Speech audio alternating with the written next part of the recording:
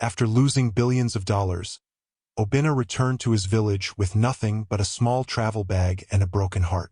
The successful billionaire who once owned companies, luxury cars, and a mansion in Lagos suddenly found himself struggling to survive. The same people who once praised him now laughed at him. His fiancée abandoned him. His friends disappeared.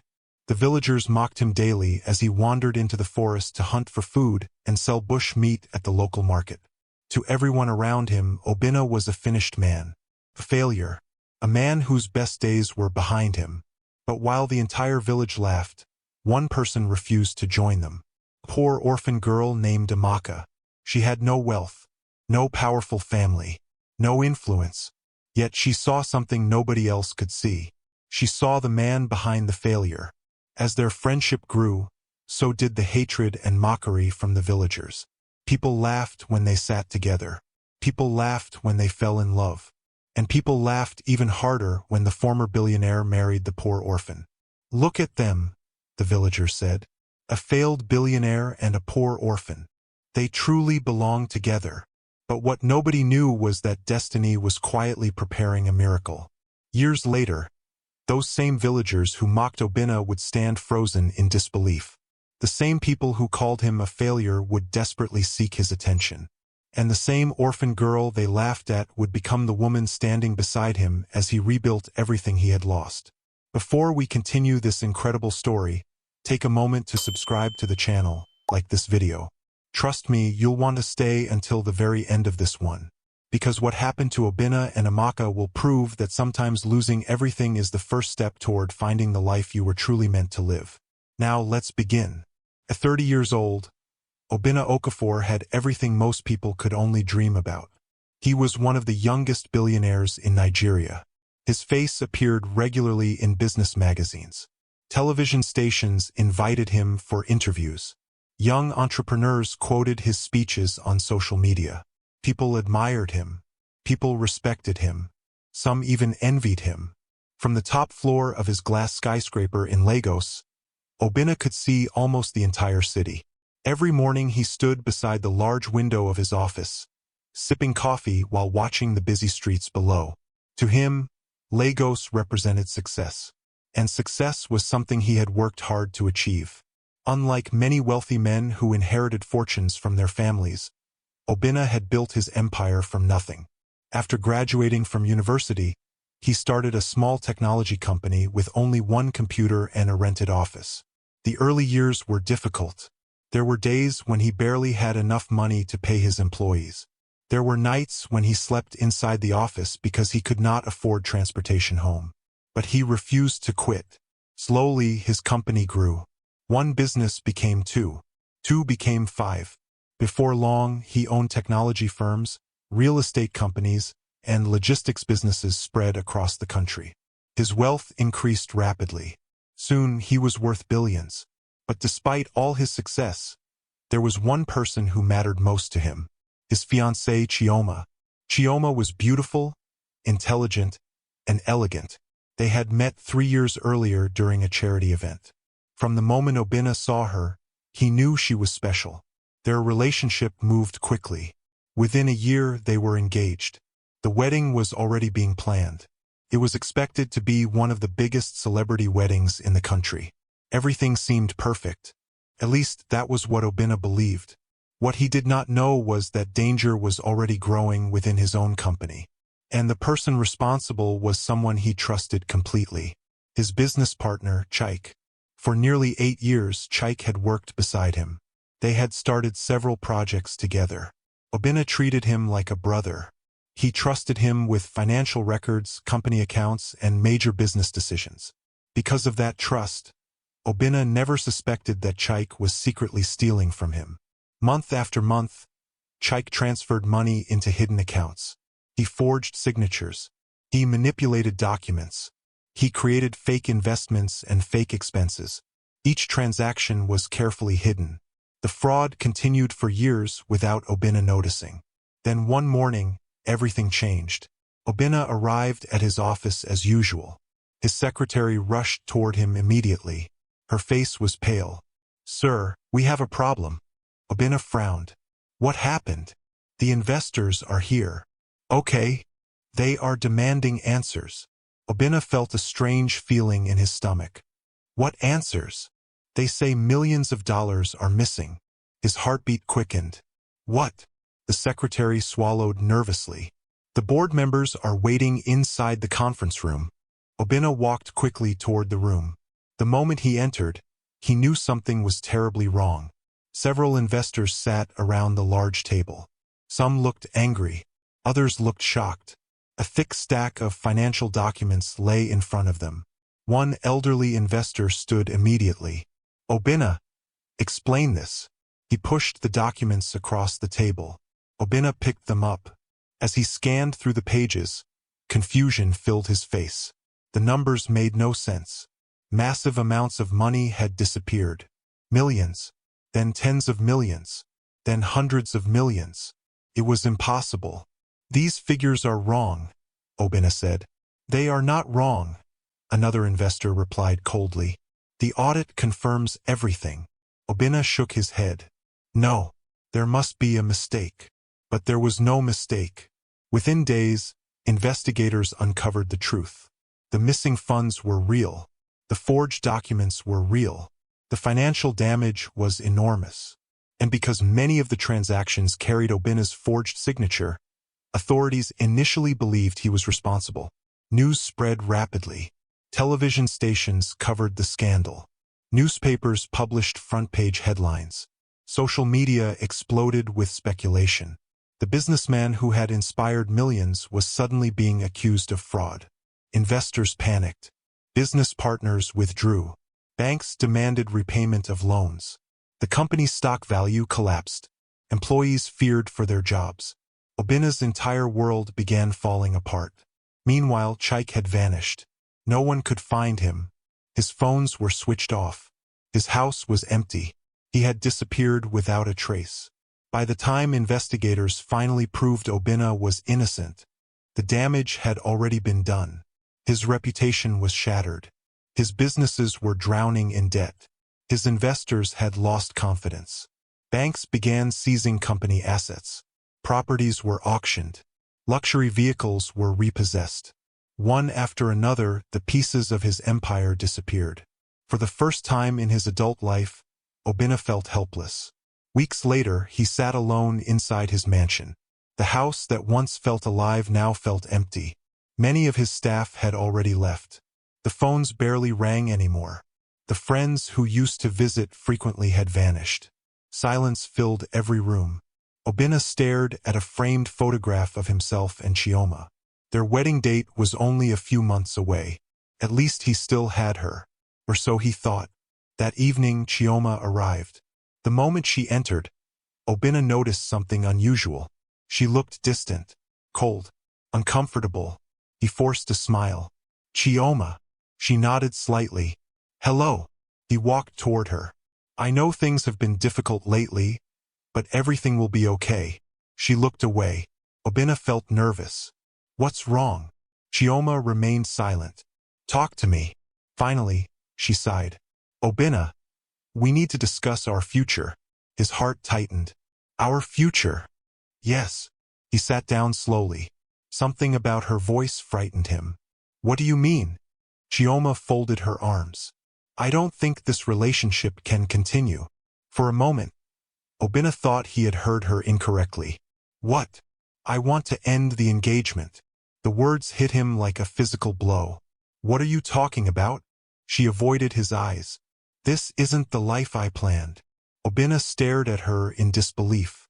You're leaving me because I lost money? It's not just about money. Then what is it? She hesitated. Then she finally spoke.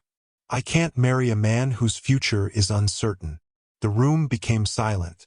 Obinna felt his chest tighten painfully. After everything they had shared, after all their promises, after all their plans, this was her answer. You said you loved me. Chioma looked away. I did. Then stay. She shook her head. I can't. Tears filled Obinna's eyes. Not because of the lost businesses. Not because of the seized properties. Not because of the billions that had disappeared. but because the woman he intended to spend the rest of his life with was abandoning him when he needed her most. She placed her engagement ring on the table. Then she stood. "I'm sorry." Without another word, she walked toward the door. Obinna remained frozen. The sound of the door closing echoed through the empty mansion. And just like that, she was gone.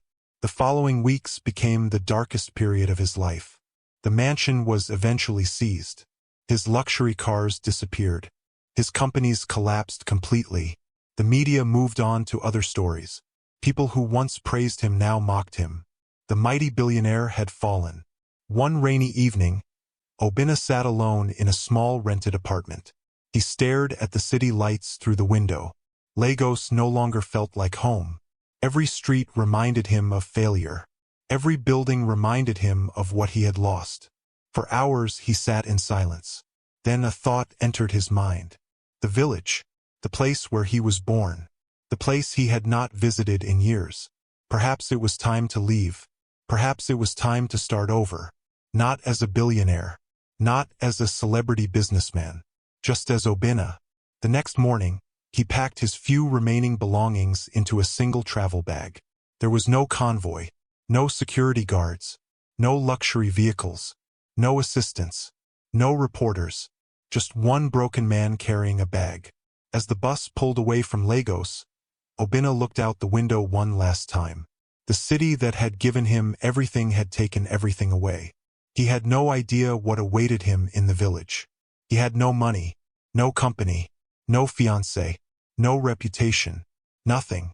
But unknown to him, fate was preparing a new chapter. A chapter that would bring him something far more valuable than wealth. And her name was Amaka. The journey from Lagos to Obinna's village took several hours. As the old bus bounced along the rough road, Obinna sat quietly by the window, staring at the passing scenery. Green fields stretched across the countryside.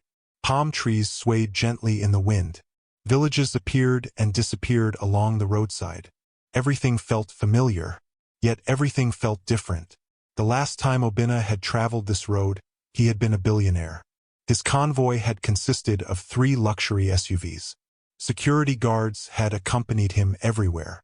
Villagers had lined the streets to welcome him. Children had run after his vehicles shouting his name.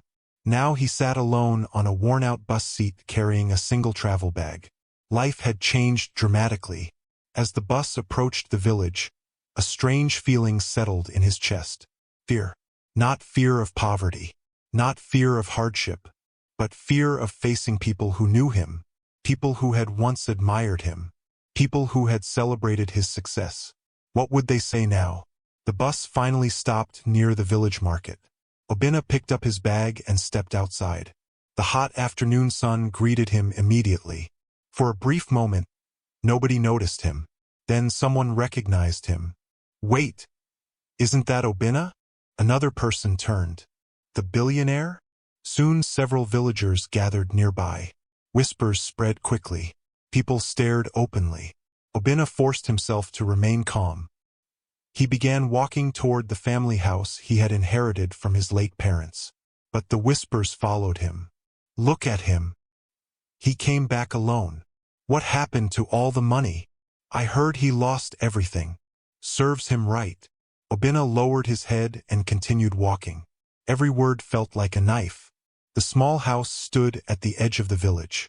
Years ago, he had renovated it for his parents before they passed away. After their deaths, the house remained mostly empty. Dust covered the furniture. Spider webs hung from the corners. The compound was overgrown with weeds. Obinna stood silently in the doorway. This was all he had left. For the first time since losing his fortune, reality hit him completely. The billionaire was gone. This small village house was now his home. That evening, he cleaned the house himself. He swept the floors. He removed old cobwebs. He opened the windows to let fresh air inside. By nightfall, exhaustion overwhelmed him. He lay on a simple mattress staring at the ceiling. The silence felt strange. In Lagos, he had lived in a mansion filled with staff, visitors, and endless activity. Here there was nothing, just silence, and painful memories. Sleep came slowly. The next morning, Obin awoke before sunrise. Old habits from his business days remained. Back then, he had started work early. Now he had no company to manage, no meetings to attend, no employees waiting for instructions. He sat outside beneath a mango tree and wondered what to do next. His remaining savings were small. They would not last long. He needed a way to survive. The problem was that no one wanted to hire him. Some villagers believed he was cursed. Others thought he was secretly hiding money. Many simply enjoyed watching him suffer. Days passed. Obina searched for work wherever he could. He offered to help farmers. Most refused. He offered to assist traders. They refused too. Some laughed openly. The billionaire wants a job now? Go and ask your investors. Maybe your luxury cars can help you. The insults continued. Every day became harder. One afternoon, while sitting outside his house, an elderly hunter named Pao Keke stopped by. The old man studied him quietly. You look troubled. Obina smiled weakly. I am. Pao Keke sat beside him. What are your plans? Obina shook his head. I don't know anymore. The old hunter remained silent for a moment. Then he pointed toward the forest. My father taught me hunting when I was young. Obina listened. It fed my family for years. The old man stood slowly. If you are willing to learn, I can teach you. For the first time in weeks, hope appeared. The next morning, Obina followed Pao Keke into the forest. The village forest stretched for miles. Towering trees blocked much of the sunlight. Birds sang from hidden branches. Small animals darted through the undergrowth. Obina quickly realized hunting was far more difficult than it appeared. The first day was exhausting. His feet hurt. Mosquitoes attacked him constantly. The heat drained his energy. Meanwhile, the 70-year-old hunter moved through the forest effortlessly. Several times Obina stumbled. Several times he nearly gave up. But Pao Keke encouraged him. Success comes from persistence. The words reminded Obina of his younger days building his businesses. Gradually, he improved. He learned how to track animal footprints. He learned how to move quietly through the bush. He learned patience. Most importantly, he learned humility. Weeks later, Obina caught his first rabbit. The achievement seemed small compared to running billion-dollar companies. Yet he felt strangely proud. That evening, he sold the rabbit at the market. The money was not much, but it was honest. He had earned it with his own hands. Soon hunting became his daily routine.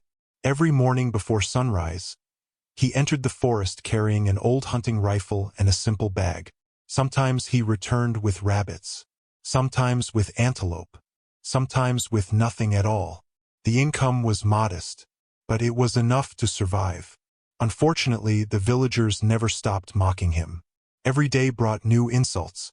One afternoon, Obina walked through the market carrying 2 rabbits. A group of young men noticed him. One of them laughed loudly. Look who is here. Another joined in. The billionaire hunter. The group burst into laughter. Obina kept walking, but they followed him. How much for the rabbits? Can we pay in company shares? More laughter erupted. Several traders nearby joined the mockery. The mighty businessman now sells bush meat. What a fall! Obina clenched his fists. Part of him wanted to respond. Part of him wanted to remind them of everything he had achieved. But another part of him was simply tired. So he continued walking. The laughter followed him all the way home. That night he sat alone outside his house. The moon hung brightly overhead.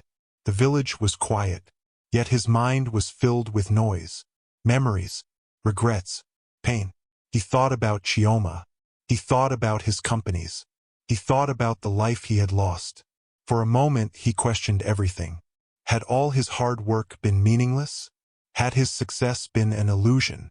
Perhaps the villagers were right. Perhaps he truly was a failure. The thought hurt deeply. Suddenly, he heard footsteps approaching. He looked up.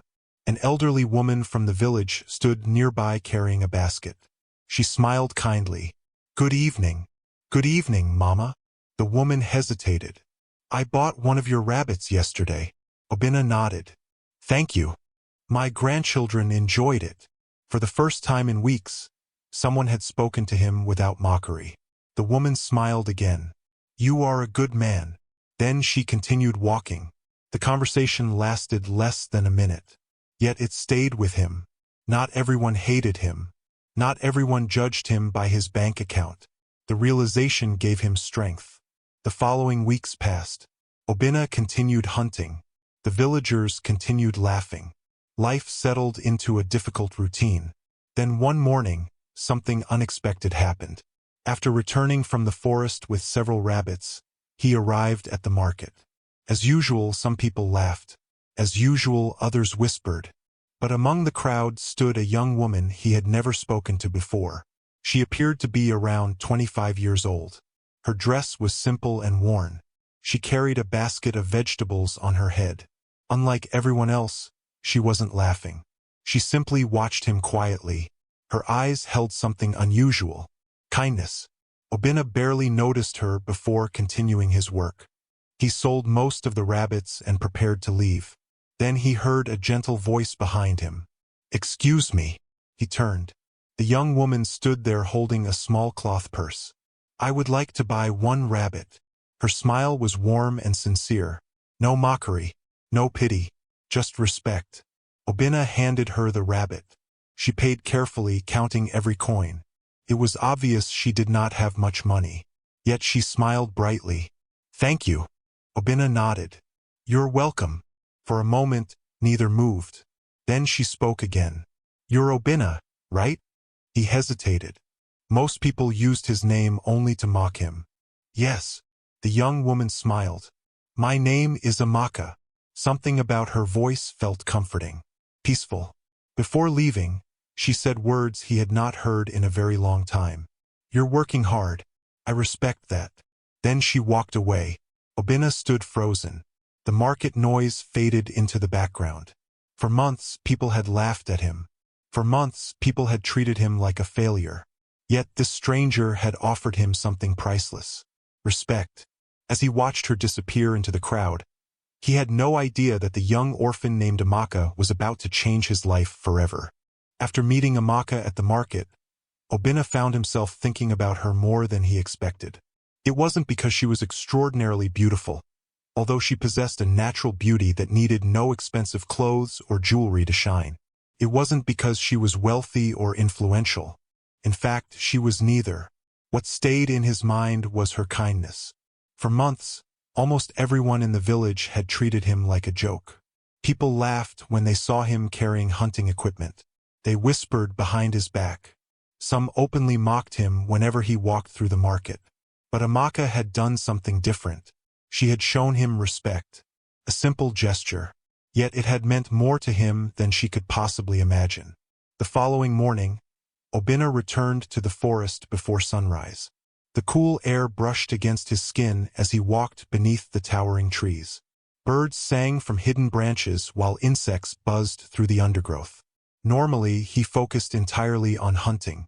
Today, however, his thoughts kept drifting back to the young woman. Amaka. He smiled slightly as he remembered her warm voice. You're working hard. I respect that. Nobody had said anything like that to him in a very long time. By noon, he managed to catch 2 rabbits and a bush fowl. It wasn't a bad day. As usual, he headed toward the village market to sell his catch. The market was crowded. Women displayed vegetables on wooden tables. Traders shouted prices. Children ran between stalls laughing and playing. Obinna found his usual spot and laid out the animals. Within an hour, he sold 1 rabbit. Then another. As he counted the money, he heard a familiar voice. Good afternoon. He looked up. Amaka stood before him carrying a basket filled with tomatoes and peppers. A smile immediately appeared on her face. Good afternoon. Obinna found himself smiling back. How is business today? She asked. Not bad. She glanced at the remaining bush fowl. Looks like you're becoming a successful hunter. The joke was gentle and harmless. For the first time in months, Obinna laughed. A genuine laugh. The sound surprised even him. Amaka noticed. See? You should smile more often. Obinna shook his head. Life hasn't given me many reasons lately. Her expression softened. I understand. For a moment, silence passed between them. Then Amaka purchased the bushfowl and thanked him before returning to her vegetable stall. Throughout the day, Obinna occasionally found himself looking in her direction. Each time she seemed busy serving customers. Yet despite her hard work, she always carried herself with dignity and kindness. It made him curious. Who was she? Why was she different from everyone else? A few days later, he got his answer. The rain had fallen heavily throughout the night. By morning, muddy water covered many village paths. Obinna finished hunting early and headed toward the market. Along the way, he noticed a woman struggling to push a wheelbarrow loaded with firewood. The wheel had become stuck in the mud. Without thinking, he moved to help. As he approached, he realized the woman was Amaka. She looked exhausted. Sweat covered her forehead despite the cool weather. Need help? Obinna asked. Amaka looked up. A smile appeared immediately. I won't refuse. Together, they pushed the wheelbarrow free. After several minutes of effort, it finally rolled onto firmer ground. Amaka wiped her forehead. Thank you. You're welcome. Obinna looked at the heavy load. Where are you taking all this? To the market. You sell firewood too? She nodded. Vegetables don't always bring enough money. The answer surprised him. He glanced at her worn clothing and simple sandals. For the first time, he noticed how old they were. Yet she never complained, never asked for pity, never acted bitter. As they walked together toward the market, Obinna finally asked the question that had been bothering him. Do you live with your family?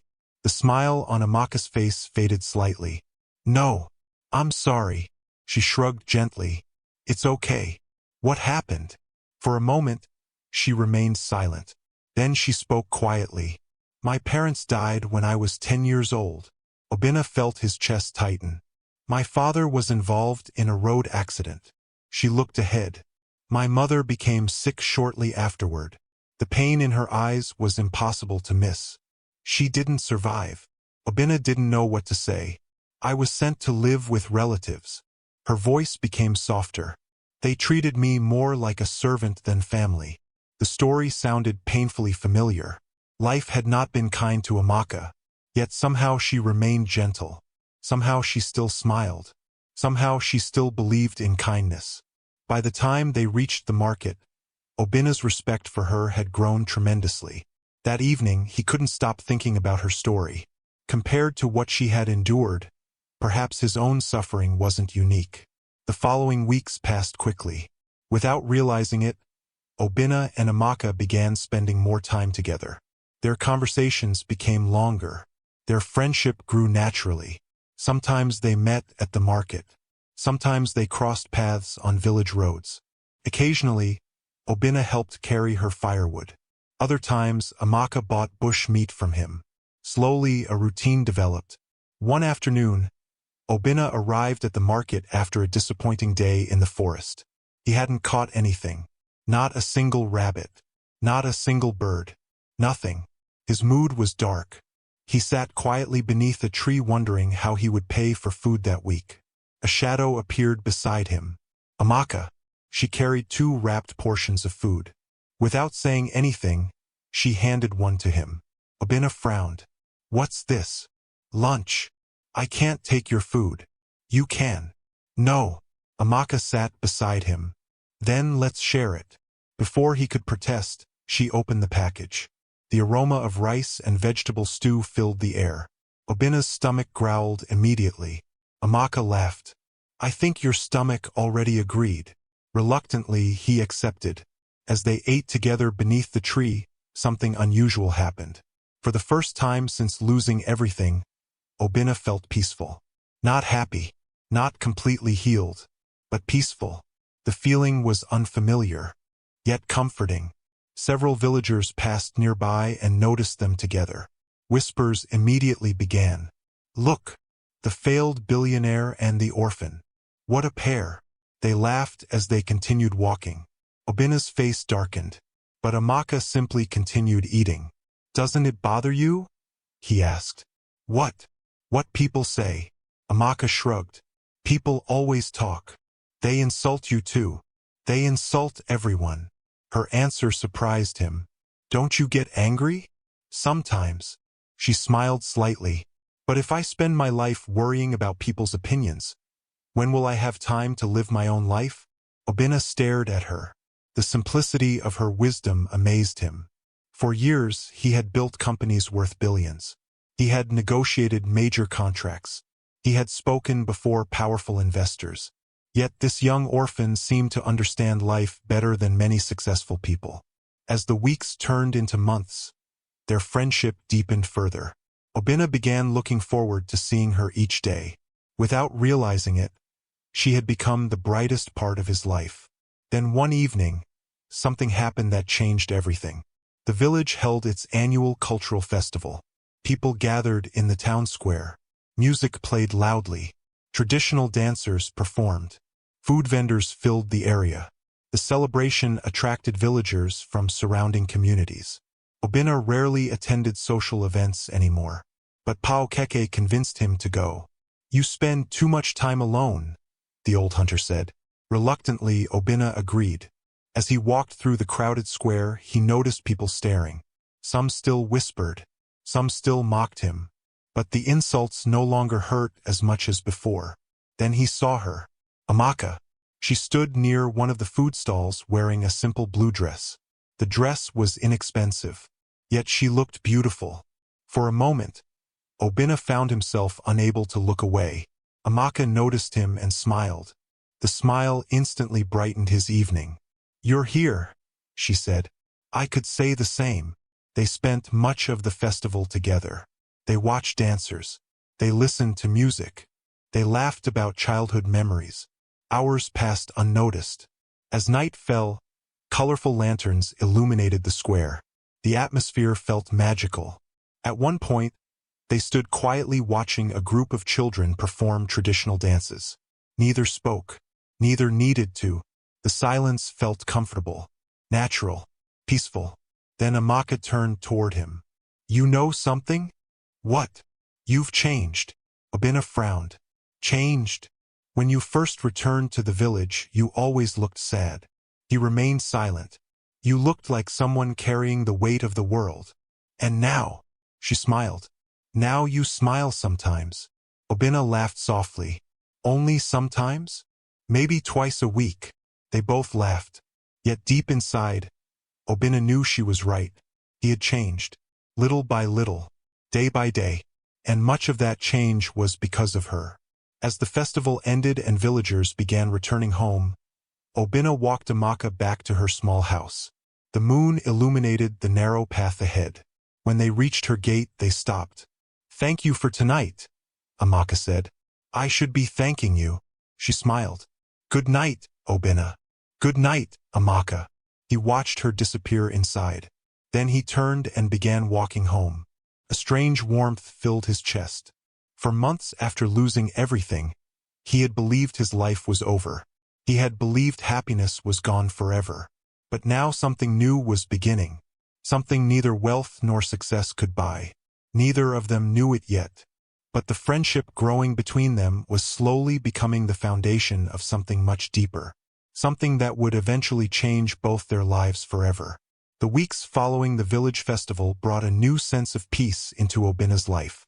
His circumstances had not changed. He was still poor. He still hunted every day to survive. The villagers still mocked him whenever they got the opportunity. Yet somehow things felt different. The difference was Amaka. For the first time since losing everything, Obinna no longer felt completely alone. Every morning before entering the forest, he found himself wondering if he would see her later at the market. Every evening, he looked forward to their conversations. Sometimes they spoke for only a few minutes. Other times they talked until sunset.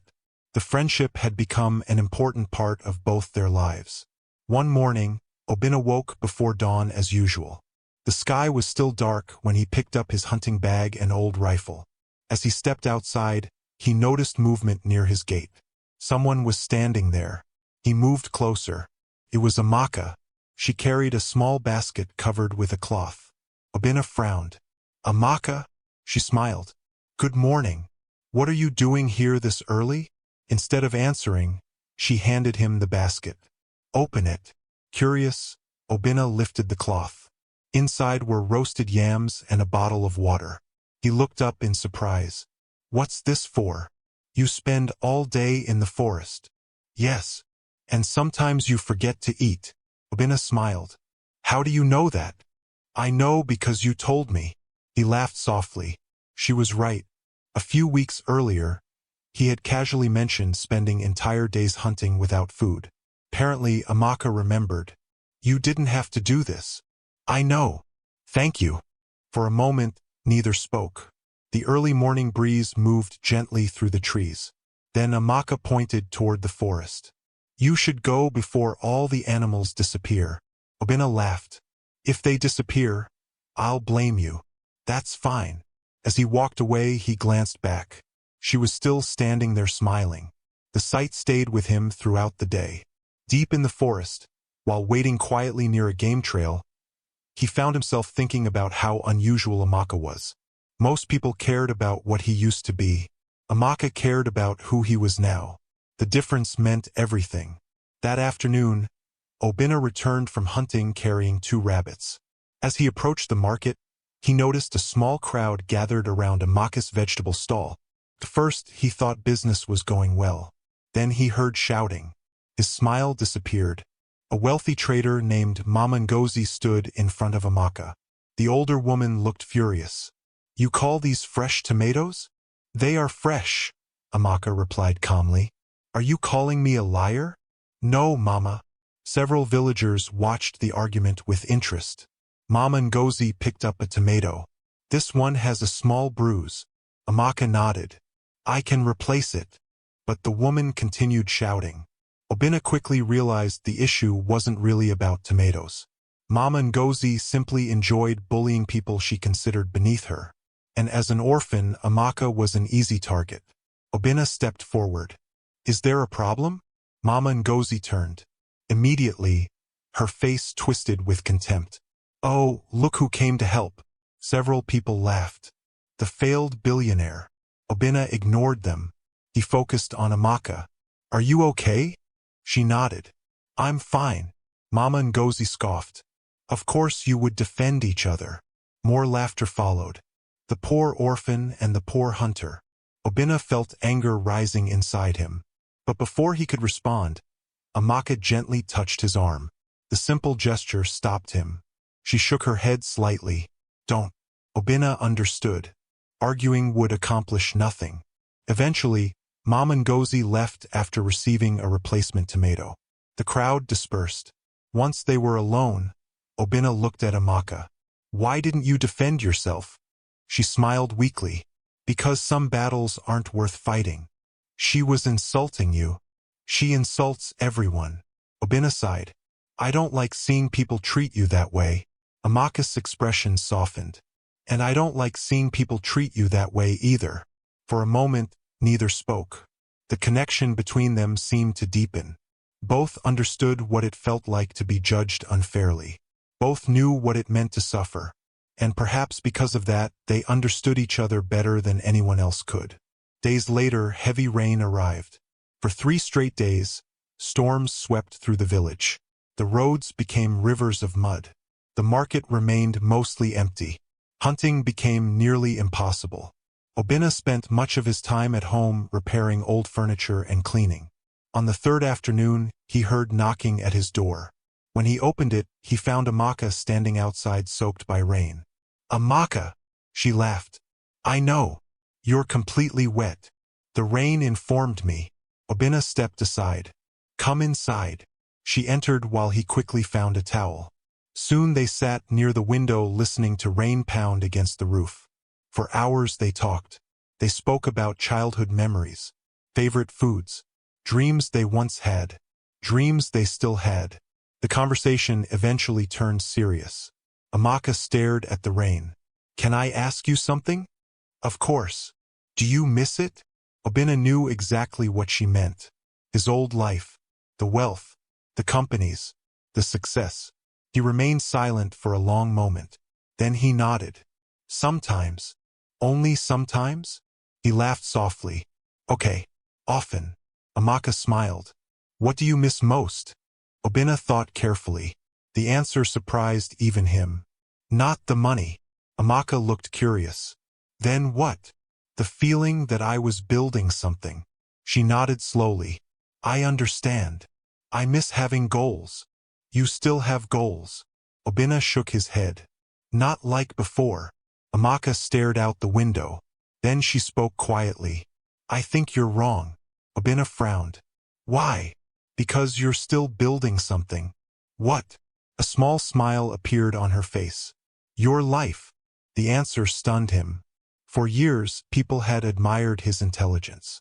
Investors respected his decisions. Business leaders sought his advice.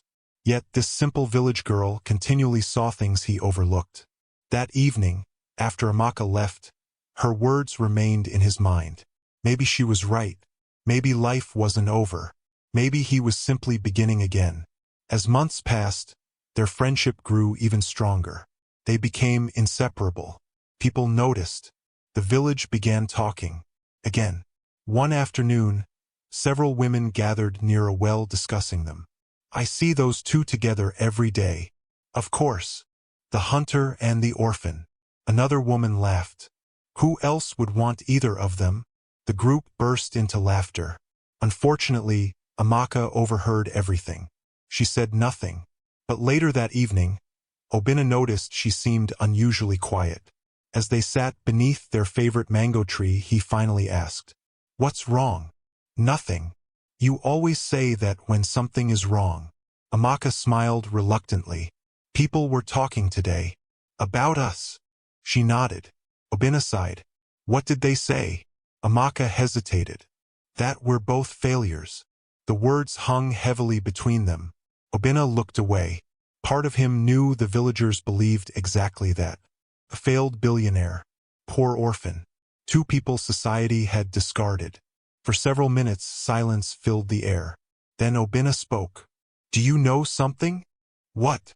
When I first came back to this village, I thought losing my money was the worst thing that could happen. Amaka listened carefully. But now I realize something. What? I was wrong. She waited.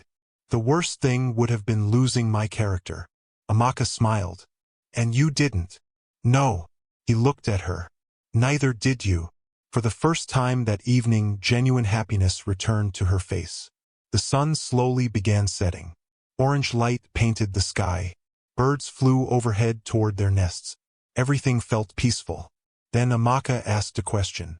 Do you ever think about leaving? Obinna frowned. Leaving the village? She nodded. Yes. He thought for a moment. Not anymore. Why? His answer came honestly. Because this place gave me something I couldn't find in Lagos. Amaka looked curious. What? Obinna smiled. A true friend. The words made her blush slightly. She looked away. Neither noticed the strange feeling that suddenly filled the space between them. Neither recognized it yet. But friendship was slowly becoming something deeper, something stronger, something neither wealth nor poverty could change. As darkness settled over the village, they sat together beneath the mango tree, discussing their dreams for the future. Neither had much. Neither possessed wealth or influence. Yet both carried hope. And sometimes hope was enough. Far away, destiny was already preparing opportunities neither of them could imagine. But before those opportunities arrived, their friendship would need to survive more challenges. Challenges that would reveal just how much they truly meant to one another. And with each passing day, the bond between Obinna and Amaka grew stronger than ever before. The friendship between Obinna and Amaka continued to grow stronger with each passing day. Neither of them planned it. Neither of them expected it. It simply happened naturally. What began as simple conversations in the market had become an important part of their lives. Every morning, Obinna looked forward to seeing her. Every evening, Amaka found herself smiling whenever she thought about him. Yet neither had spoken about the feelings quietly growing inside their hearts. Perhaps they were afraid. Perhaps they didn't fully understand those feelings themselves. Or perhaps both had suffered enough disappointments to be cautious. Whatever the reason, they remained friends, at least on the surface. One bright morning, Obina returned from the forest carrying a large antelope. It was the biggest catch he had made in months. The animal attracted attention immediately. Villagers gathered around him as he walked toward the market. Some stared in surprise. Others whispered. A few even congratulated him. When he reached the market, the meat sold quickly. By midday, he had earned more money than usual. For the first time in weeks, he felt optimistic. As he finished counting the money, he noticed Amaka approaching. She carried a basket filled with vegetables balanced carefully on her head. The moment she saw him, her face lit up. "I heard the hunter became rich today." Obina laughed. "If this is rich, then I have been poor for too long." Amaka giggled. The sound instantly brightened his mood. "I heard you caught a huge antelope. It wasn't easy." "I believe that." She glanced at the empty table. "So everything sold?" "Yes." "Then congratulations." Before he could reply, she reached into her basket and handed him a small orange. Obina looked confused. "What's this?" "A gift." "For what?" "For working hard." He stared at the fruit. It was such a simple thing, yet somehow it touched him deeply. During his billionaire days, people had given him expensive watches, luxury cars, and costly gifts. Most of those gifts had come with expectations. Most people wanted something in return. Amaka's orange cost almost nothing, yet it felt more genuine than anything he had received in years. "Thank you," he said quietly. Her smile widened. "You're welcome." As she walked away, Obina found himself watching her longer than usual. Something was changing inside him, something he could no longer ignore. That evening, while sitting outside his house, Obina thought about his life. The village was quiet. Crickets chirped in the darkness. A gentle breeze moved through the trees. His thoughts drifted toward Amaka. Again. Lately, she seemed to occupy his mind constantly. He thought about her kindness, her courage, her laughter, her smile, the way she always believed in him when nobody else did. The realization arrived suddenly. He was falling in love. The thought startled him. After everything that happened with Chioma, he had promised himself never to trust his heart so easily again. The pain of betrayal still lingered. Sometimes he still remembered the day Chioma walked away. Sometimes he still heard her words. "I can't marry a man whose future is uncertain." The memory hurt. But when he compared Chioma to Amaka, the difference was impossible to ignore. Chioma loved success. Amaka loved people. Chioma stayed when life was easy. Amaka appeared when life was difficult. Chioma saw his money. Amaka saw him. For the first time, Obina began wondering if real love had been standing beside him all along. A few days later, an opportunity arrived that brought them even closer. The village primary school announced plans to repair several damaged classrooms. The school lacked funds, so volunteers were needed. Many villagers ignored the request. Others claimed they were too busy. Obina decided to help. To his surprise, Amaka volunteered too. For the next week, they worked side by side. They carried wood. They repaired broken desks. They painted classroom walls. They cleaned the school compound. The work was tiring, yet neither complained. One afternoon, while painting a classroom, Amaka accidentally splashed paint on Obina's shirt. She gasped. "Oh no!" Obina looked down at the stain. For a second, he pretended to be angry. Then he smiled. "You attacked me." Amaka burst into laughter. "It was an accident." "That's exactly what all criminals say." She laughed even harder. Soon both of them were laughing so much they could barely continue painting. Several children nearby watched curiously. One little girl approached them. "Are you husband and wife?" Both froze. The question caught them completely off guard. Amaka's cheeks turned red immediately. Obina almost dropped his paintbrush. The child looked confused. "You're always together." Several other children nodded in agreement. Amaka quickly looked away. Obina cleared his throat awkwardly. "No, we're not married." The little girl shrugged. "You should be." Then she ran away. For several seconds, silence filled the room. Neither knew what to say. Eventually, Amaka spoke. "Children say anything." "Yes." Another awkward silence followed. Yet neither could stop thinking about the child's words.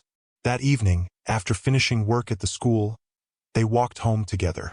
The sunset painted the sky with beautiful shades of orange and gold. Birds flew overhead. The village road stretched quietly before them. As they walked, Obina noticed how peaceful he felt whenever he was around her. The feeling was unlike anything he had experienced before. It wasn't excitement. It wasn't passion alone. It was deeper, safer, stronger. For the first time in years, he felt understood. Several days later, something happened that forced Obina to confront his feelings completely. While hunting in the forest, he slipped on wet ground and injured his ankle. The pain was sharp. By the time he reached home, walking had become difficult. News spread quickly through the village. That evening, Amaka arrived carrying food and herbal medicine. "You should be resting." "I'm fine." She crossed her arms. "No, you're stubborn." Obina laughed. "Maybe a little." Amaka spent the next hour helping him clean the wound. Her concern was obvious. Every time he winced, she looked worried. Every time he tried to stand, she told him to sit down. Watching her care for him stirred something powerful inside his heart. Nobody had looked after him like this in years. Not even Chioma. As Amaka prepared to leave, she paused near the door. "Promise me something." "What?" "Stay off your ankle for a few days." Obina smiled. "I promise." Only after she left did he realize he had spent the entire evening smiling. The following morning, he woke to find fresh food outside his door. No note was attached. None was needed. He knew exactly who had left it. The same thing happened the next day, and the day after that. Amaka checked on him constantly until his ankle healed. Her kindness overwhelmed him. One evening, as the sun slowly disappeared beyond the horizon, Obina sat beneath the large mango tree where they often talked. His ankle had recovered. The air was cool and peaceful. A few minutes later, Amaka arrived carrying 2 bottles of water. She handed one to him before sitting beside him. For a while, they watched the sunset in silence. Then Obina spoke. "Can I ask you something?" "Of course." "Why are you always so kind?" Amaka looked surprised. "What do you mean?" "You help everyone." She smiled softly. "Not everyone." "Me." Amaka stared at the fading sunlight. When she finally spoke, her voice was gentle. "Because I know what it feels like when nobody helps." The answer touched him deeply. She continued. "When my parents died, many people ignored me." Obina listened quietly. "I promised myself something." "What?" "If I ever had the chance to make someone's life easier, I would." Tears almost formed in Obina's eyes. The simplicity of her heart amazed him. For years he had searched for intelligent business partners, powerful connections, important relationships. Yet the most valuable person he had ever met was sitting beside him under a mango tree. As darkness slowly settled over the village, Obina finally opened his heart. He told her things he had never shared before. The fear he felt after losing his businesses, the loneliness that followed, the humiliation of returning to the village, the betrayal by his fiancée, the nights he spent wondering if life was worth continuing. Amaka listened quietly. She never interrupted. She never judged. She simply listened. When he finished speaking, silence filled the air. For a long moment, neither moved. Then Amaka turned toward him. The moonlight illuminated her face. Her eyes were filled with compassion. "Obina." "Yes." "Your wealth never made you valuable." He looked at her. "Your character did." The words struck him like lightning. For months, he had believed his value came from success, from achievements, from money, from status. But Amaka saw something different. She saw the man beneath the titles, the man beneath the wealth, the man beneath the failure. And she still respected him, still believed in him, still cared about him. At that moment, everything became clear. Obina finally understood what his heart had been trying to tell him. He loved her, not because she was beautiful, not because she was kind, Not because she stood beside him when others walked away. Though all those things mattered. He loved her because she saw him completely and chose to stay. The realization filled his heart with warmth unlike anything he had ever experienced. As they sat together beneath the stars, neither spoke about love. Not yet, but something had changed. Something important. Something irreversible. For the first time since losing everything, Obinna wasn't thinking about his past. He wasn't thinking about the businesses he lost. He wasn't thinking about Chioma. He wasn't thinking about failure. He was thinking about a future. And in that future, Amaka was standing beside him. The friendship that began in the market had blossomed into something much deeper. Something stronger. Something beautiful. And very soon, Obinna would find the courage to tell her exactly how he felt. After that evening beneath the mango tree, Obinna's life changed completely. Nothing around him was different. His small house remained the same. His hunting routine remained the same. The villagers still mocked him whenever they had the chance. Yet inside his heart, everything had changed. For the first time in years, he was in love. Not the kind of love built on appearances. Not the kind of love that depended on wealth, status, or success. This was different. This was real. Every morning, Amaka was the first person he thought about. Every night, she was the last person on his mind before he slept. Her kindness, her laughter, her strength, her unwavering belief in him. The more he thought about her, the more certain he became. She was the woman he wanted to spend the rest of his life with. The realization both excited and frightened him. Because there was one problem. Obinna had nothing. No fortune. No company. No luxury house. No expensive car. No savings worth mentioning. Only a small village house and a hunting rifle. What kind of future could he offer her? The question haunted him for days. One afternoon, while helping Paokeke repair a fishing net, Obinna finally spoke about it. The old hunter listened quietly. So, you love her? Obinna smiled. Very much. Paokeke nodded knowingly. Then what is the problem? I have nothing. The old man laughed. You keep saying that. It's true. No. Paokeke pointed at him. You have integrity. Obinna remained silent. You have courage. The old hunter continued. You survived losing everything. Obinna looked away. And most importantly, you have a good heart. Paokeke smiled. Many rich men cannot say the same. The words stayed with Obinna long after their conversation ended. That evening, he sat outside his house watching the sunset. For months he had measured his worth by what he had lost. Maybe it was time to measure himself by what remained. And what remained was something no bank could seize. His character, his dignity, his ability to love. The following morning, he made a decision. He was going to ask Amaka to marry him. The thought immediately made his stomach tighten with nervousness.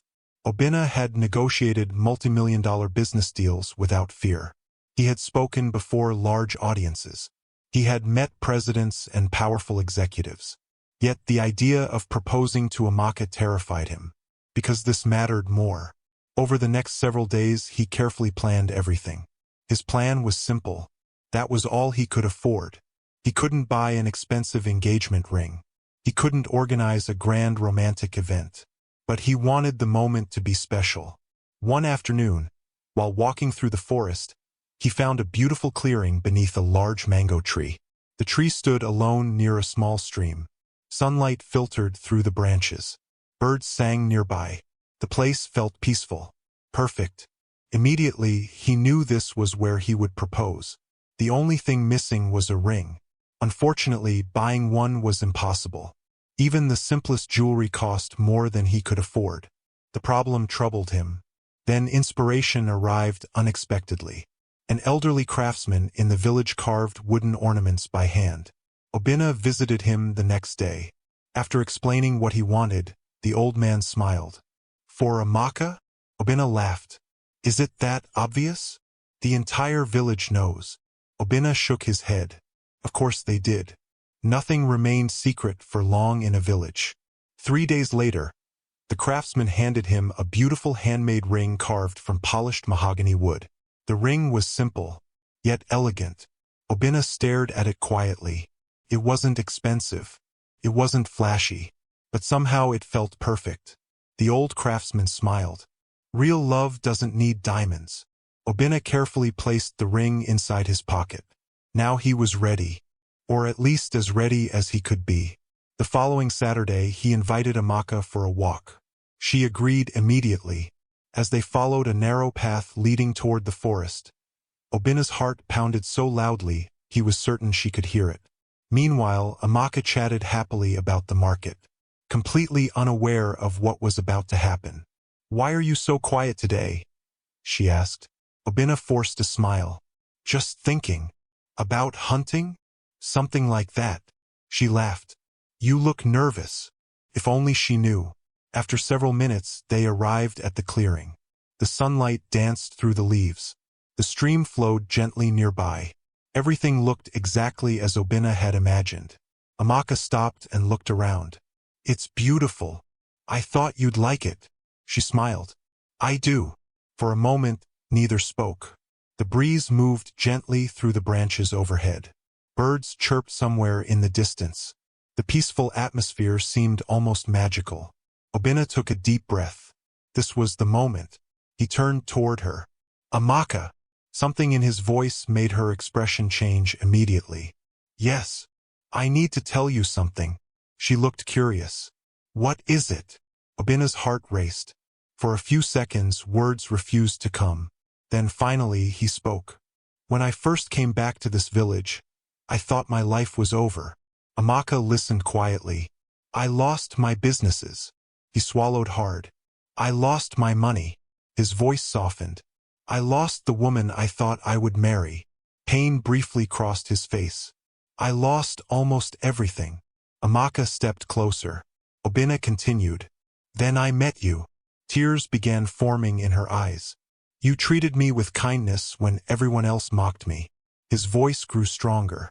"You respected me when others laughed at me." He smiled softly. "You believed in me when I didn't even believe in myself." Amaka's eyes glistened. The emotion between them was undeniable. For months they had danced around their feelings. Now everything stood exposed. Open. Honest. Real. Obina reached into his pocket and removed the wooden ring. Amaka gasped softly. He dropped to one knee. Immediately, tears spilled down her cheeks. "Amaka!" His voice trembled. "I have no wealth." More tears flowed. "I have no luxury house." She covered her mouth. "I have no expensive gifts." The wooden ring rested in his hand. "All I have is my heart." For a moment, silence filled the clearing. Even the birds seemed quiet. Then Obina asked the question that would change both their lives forever. "Will you marry me?" Amaka burst into tears. Not tears of sadness. Tears of overwhelming happiness. For several seconds, she couldn't speak. She simply stared at him. At the man who had lost everything. The man who had fought through humiliation and heartbreak. The man whose character remained strong despite all his suffering. The man she loved. Finally, she nodded. "Yes." Obina's heart nearly stopped. Amaka laughed through her tears. "Yes." He stood quickly. "You mean it?" She laughed again. "Of course I mean it." The next moment they embraced. Neither cared about the world around them. Neither cared about money. Neither cared about the future. They only cared about each other. After a few moments, Obina gently placed the wooden ring on her finger. Amaka admired it immediately. "It's beautiful." Obina smiled sheepishly. "It's not much." She shook her head. "It's perfect." Then she surprised him. "Do you know why?" "Why?" "Because you made it special." The words touched him deeply. For the rest of the afternoon, they remained near the stream talking about their future. A future that suddenly felt bright. A future they would face together. Eventually, they returned to the village.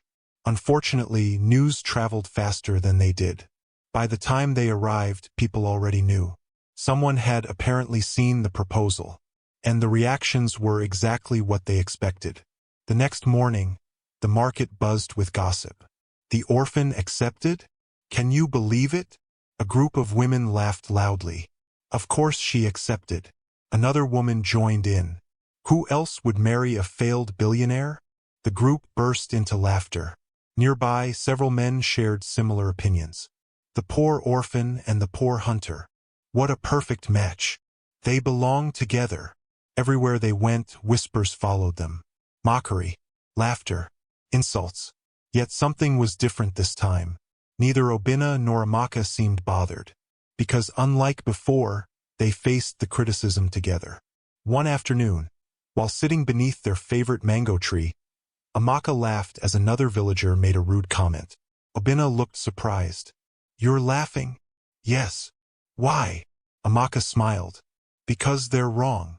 "About what?" She held up her hand, admiring the wooden ring. "They think we're poor." Obinna looked confused. "We are poor." She shook her head. "No. What do you mean?" Amaka looked into his eyes. "We may not have money." Her smile widened. "But we have each other." For a moment, Obinna couldn't speak. The simple truth of her words overwhelmed him. Money could disappear. Businesses could fail. People could betray you. But genuine love was priceless. As the sun slowly set behind the village, they sat together watching the sky turn gold and orange. The future remained uncertain. Challenges still lay ahead. Neither knew what tomorrow would bring. But for the first time in a very long time, neither was afraid. Because whatever happened next, they would face it together. And somewhere beyond the horizon, destiny was already preparing a miracle neither of them could imagine.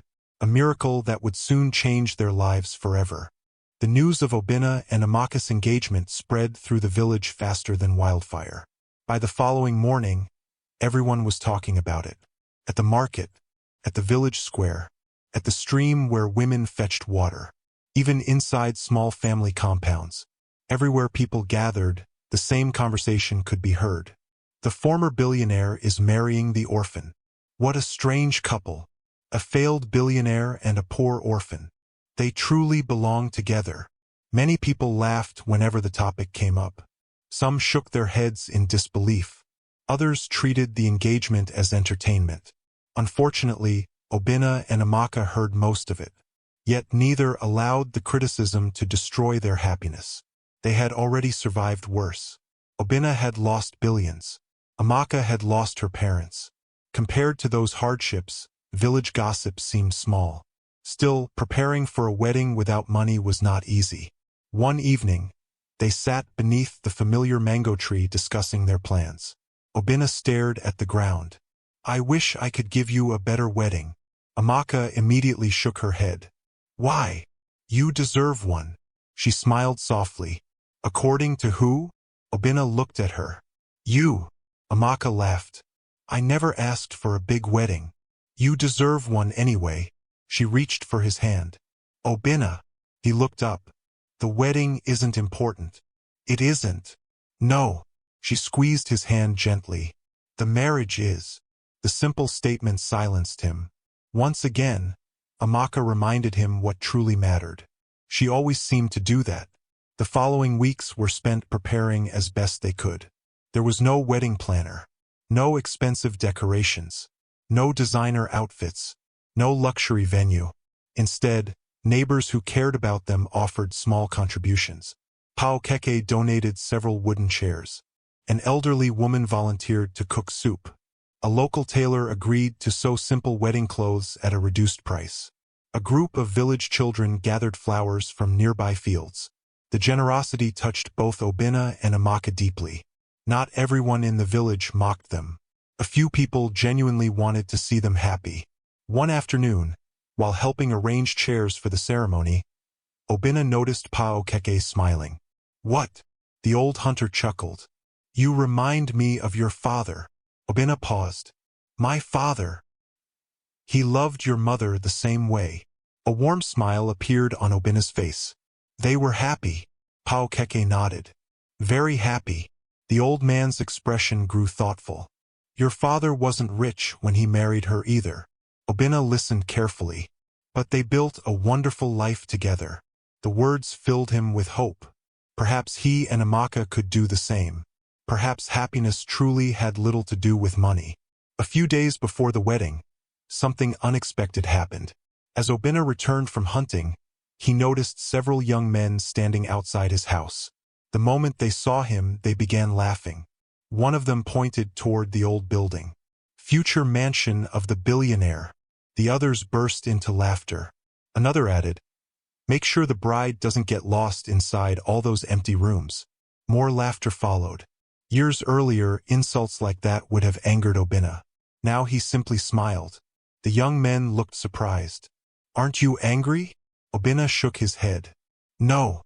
Why not?" He thought about Amaka. Then he smiled again. "Because I'm happy." The answer confused them. Without another word, he walked inside his house. The laughter behind him slowly faded.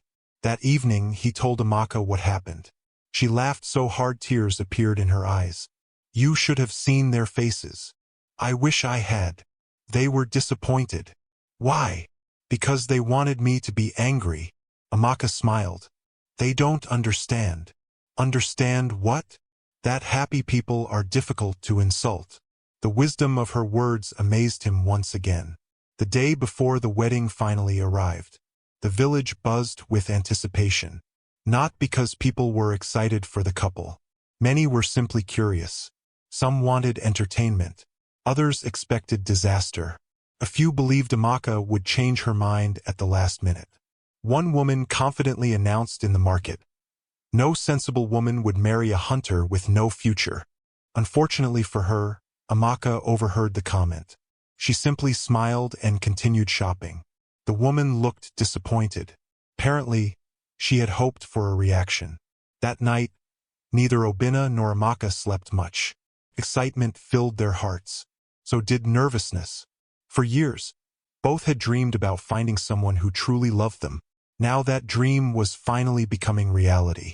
As dawn approached, Obinna sat outside his house watching the sky brighten. A strange mixture of emotions swirled inside him. Gratitude, joy, hope.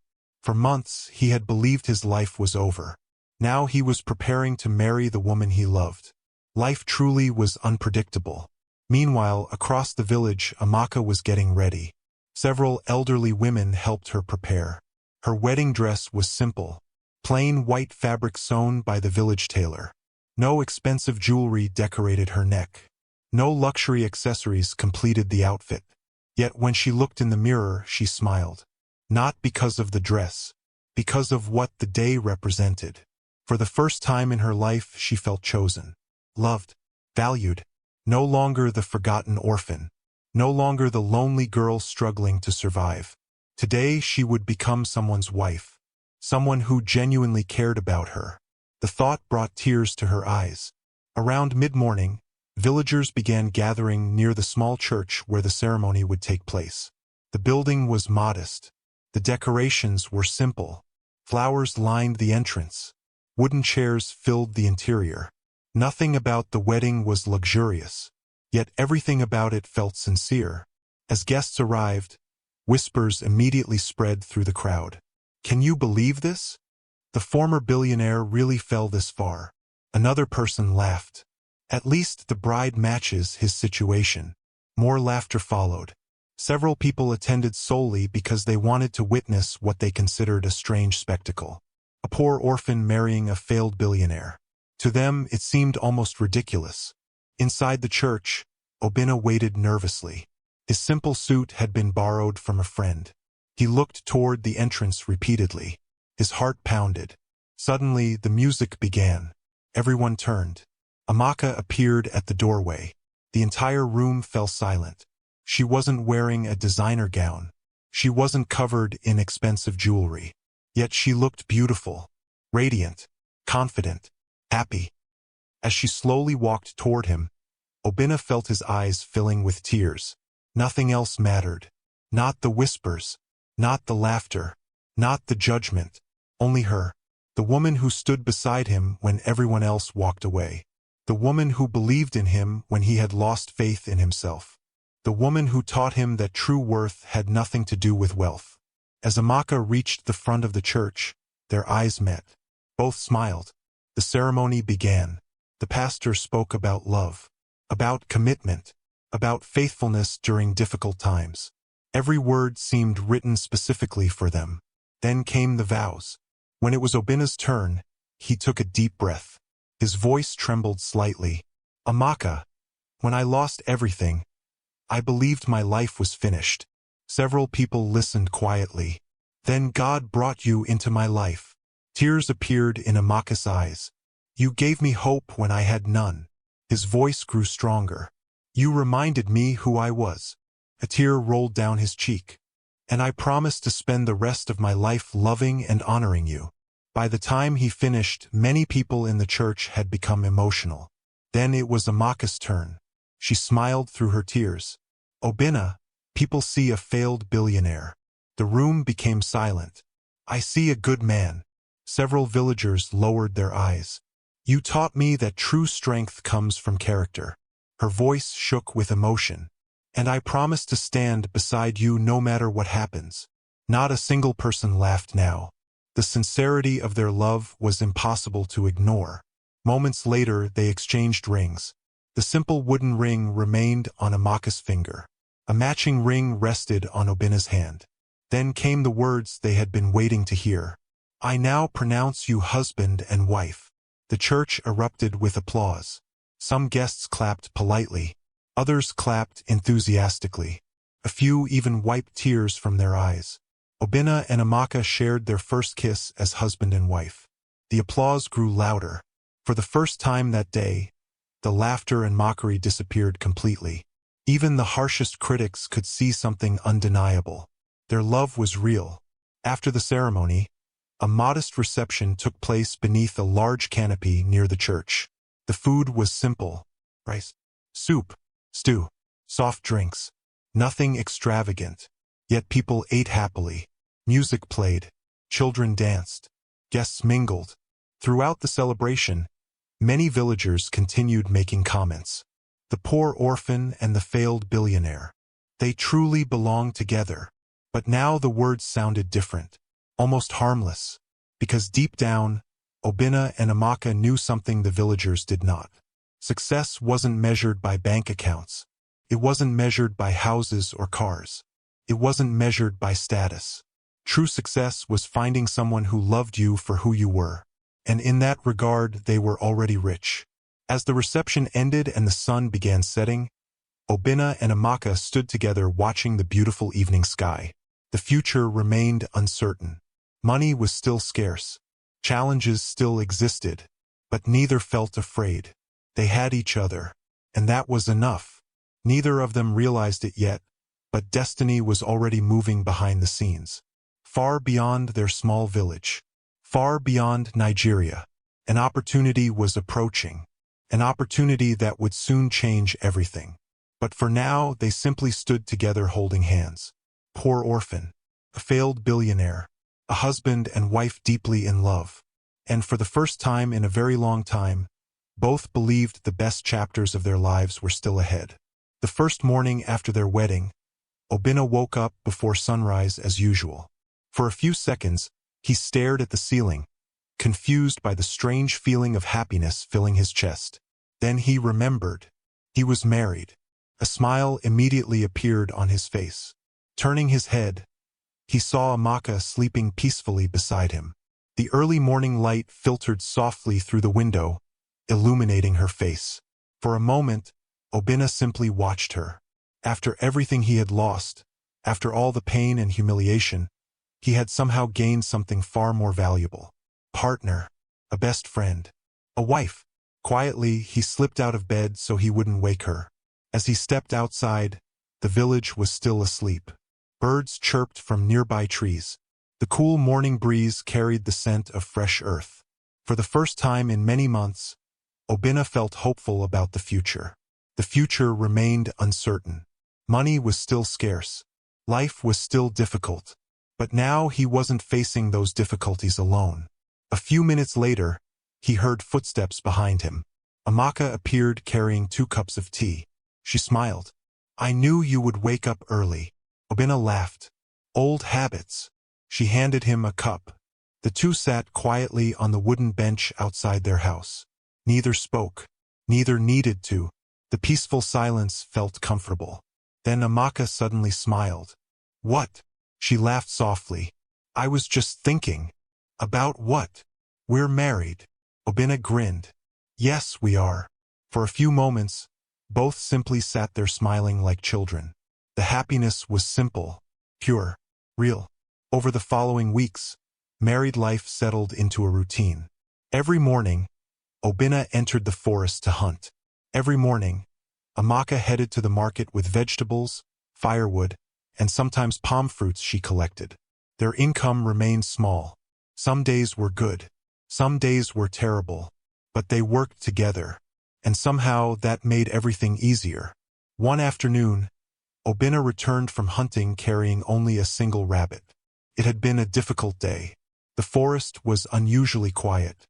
Most of the animals seemed to have disappeared. As he approached their house, disappointment weighed heavily on him. The rabbit would barely earn enough money for food. When he entered the compound, Amaka immediately noticed his expression. "Tough day." Obinna nodded. "Very."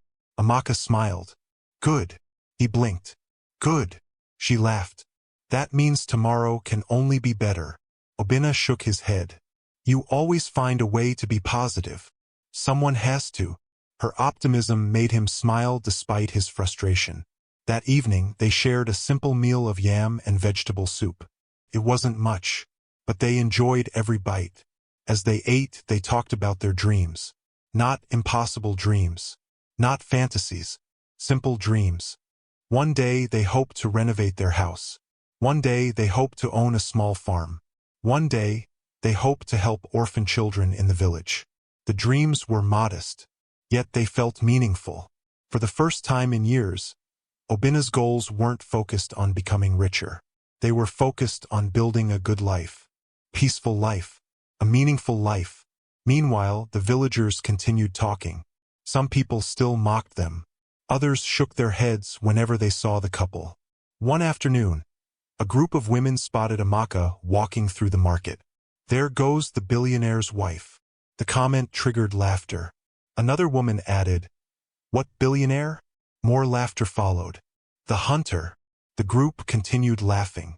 Amaka simply smiled and kept walking. The insults no longer affected her. Later that evening, she told Obinna about the incident. To her surprise, he laughed. "They're right." She frowned. "About what?" "I am a hunter." Amaka laughed. "You used to own companies. Now I hunt rabbits." She smiled. "You're still the same man." The words warmed his heart. Perhaps that was why he loved her so much. She never measured people by their circumstances, only by their character. Months passed. The seasons slowly changed. The rainy season arrived once again. Heavy storms frequently swept across the village. Roads became muddy. Business slowed. Hunting became more difficult. One particularly rainy week proved especially challenging. For 4 consecutive days, Obinna returned home almost empty-handed. The little money they had saved began disappearing quickly. Eventually, they reached a point where they had to count every coin carefully. One evening, Obinna sat quietly at the table studying their finances. His face was troubled. Amaka noticed immediately. "What is it?" He sighed. "We're running low." She nodded. "I know." Obinna rubbed his forehead. "I hate this." "What?" "Not being able to provide more." Amaka walked over and sat beside him. Then she placed her hand gently over his. "Look at me." He obeyed. "You are providing. Not enough. Enough for us." Obinna looked away. His pride struggled with the situation. Years ago, he had employed hundreds of people. Now he worried about buying food. The contrast was painful. Amaka seemed to understand exactly what he was feeling. "You know something?" "What?" "I've never cared about your money." He smiled faintly. "I know. I mean it." She squeezed his hand. "The happiest days of my life have happened inside this house." The statement stunned him. Inside this tiny house, this simple life, this humble existence. And yet she genuinely meant every word. At that moment, Obinna realized something important. Happiness and wealth were not the same thing. He had experienced both. And surprisingly, the happiness he felt now seemed deeper. Several weeks later, another challenge arrived. Amaka became sick. At first, it seemed minor. A fever, some fatigue, nothing serious. But after several days, she grew weaker. Concern immediately consumed Obinna. The village clinic required money. Medicine required money. Everything required money. Without hesitation, Obinna sold several valuable items he had been saving. Old tools, a radio, even some hunting equipment, anything necessary. When Amaka discovered what he had done, she became emotional. You shouldn't have sold those things. Obinna shook his head.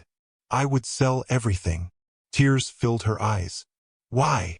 The answer came instantly. Because you're my wife. For nearly 2 weeks, Obinna cared for her constantly. He cooked, he cleaned, he fetched water. He stayed beside her whenever she felt weak. The experience reminded Amaka of the countless times she had cared for him. Now their roles were reversed. One evening, after her health finally began improving, she watched him preparing dinner. A smile appeared on her face. What? She shook her head. Nothing. You keep smiling. I was just thinking. About what? Amaka laughed softly. I married the right man. The words filled him with warmth. Eventually, her health fully returned. Life resumed its normal rhythm. But the experience brought them even closer together. Every challenge they faced seemed to strengthen their marriage. Every difficulty revealed new reasons to appreciate one another.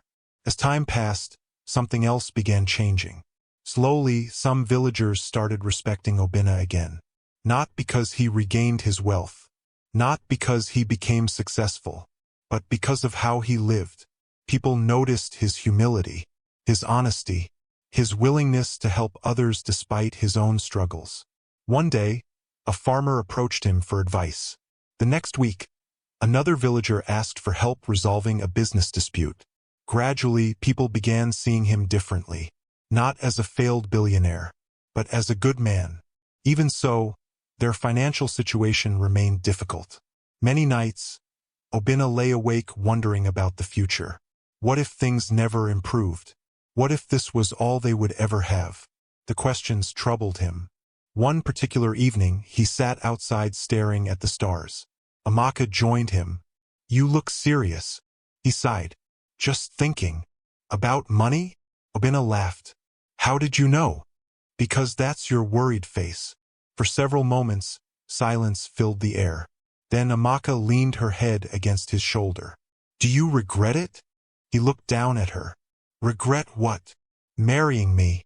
The question shocked him. Immediately he turned toward her. Never. Amaka smiled softly. Not even once? Not even for a second. He lifted her hand and kissed it gently. You are the best thing that ever happened to me. Tears appeared in her eyes.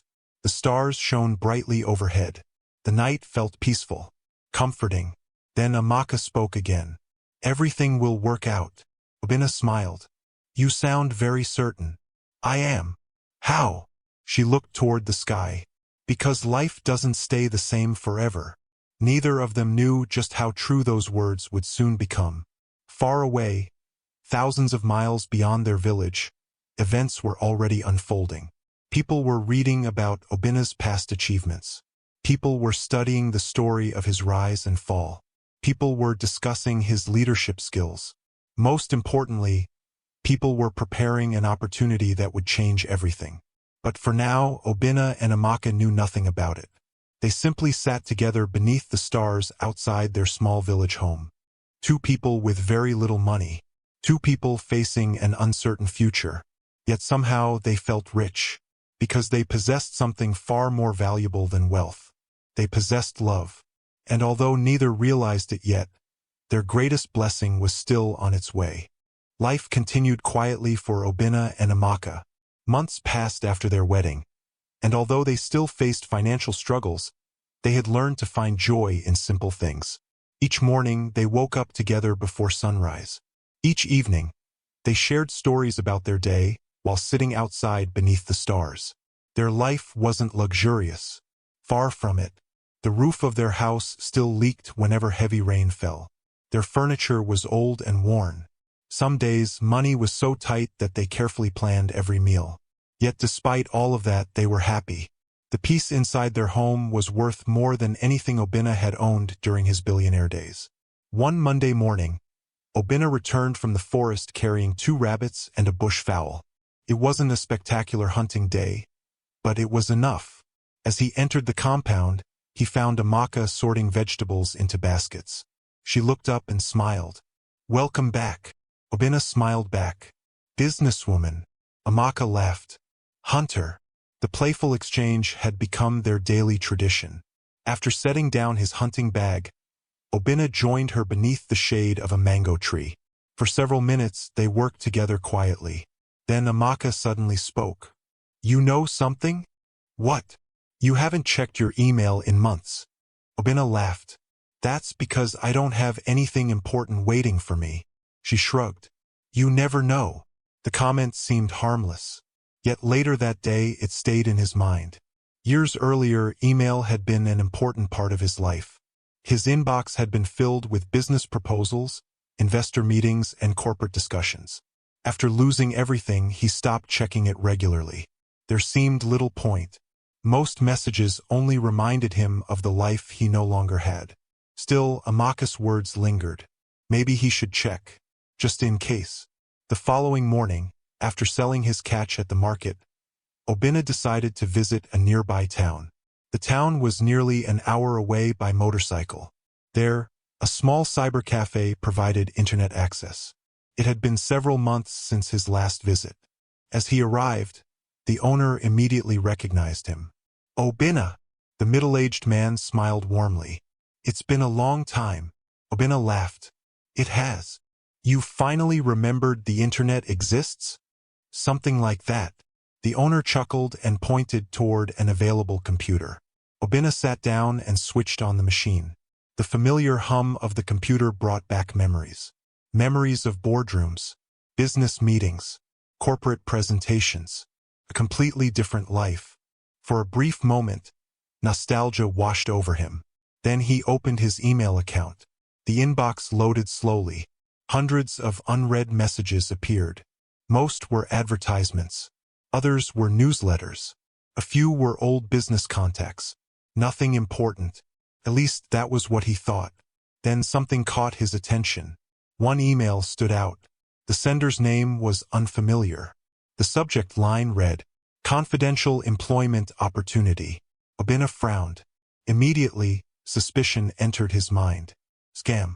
There were countless online scams these days. He almost deleted the message without opening it. Almost. Something stopped him. Perhaps curiosity. Perhaps instinct. Whatever the reason, he clicked. As the email opened, he began reading. The first few lines immediately grabbed his attention. The message came from a major American corporation. The company specialized in international logistics and supply chain management.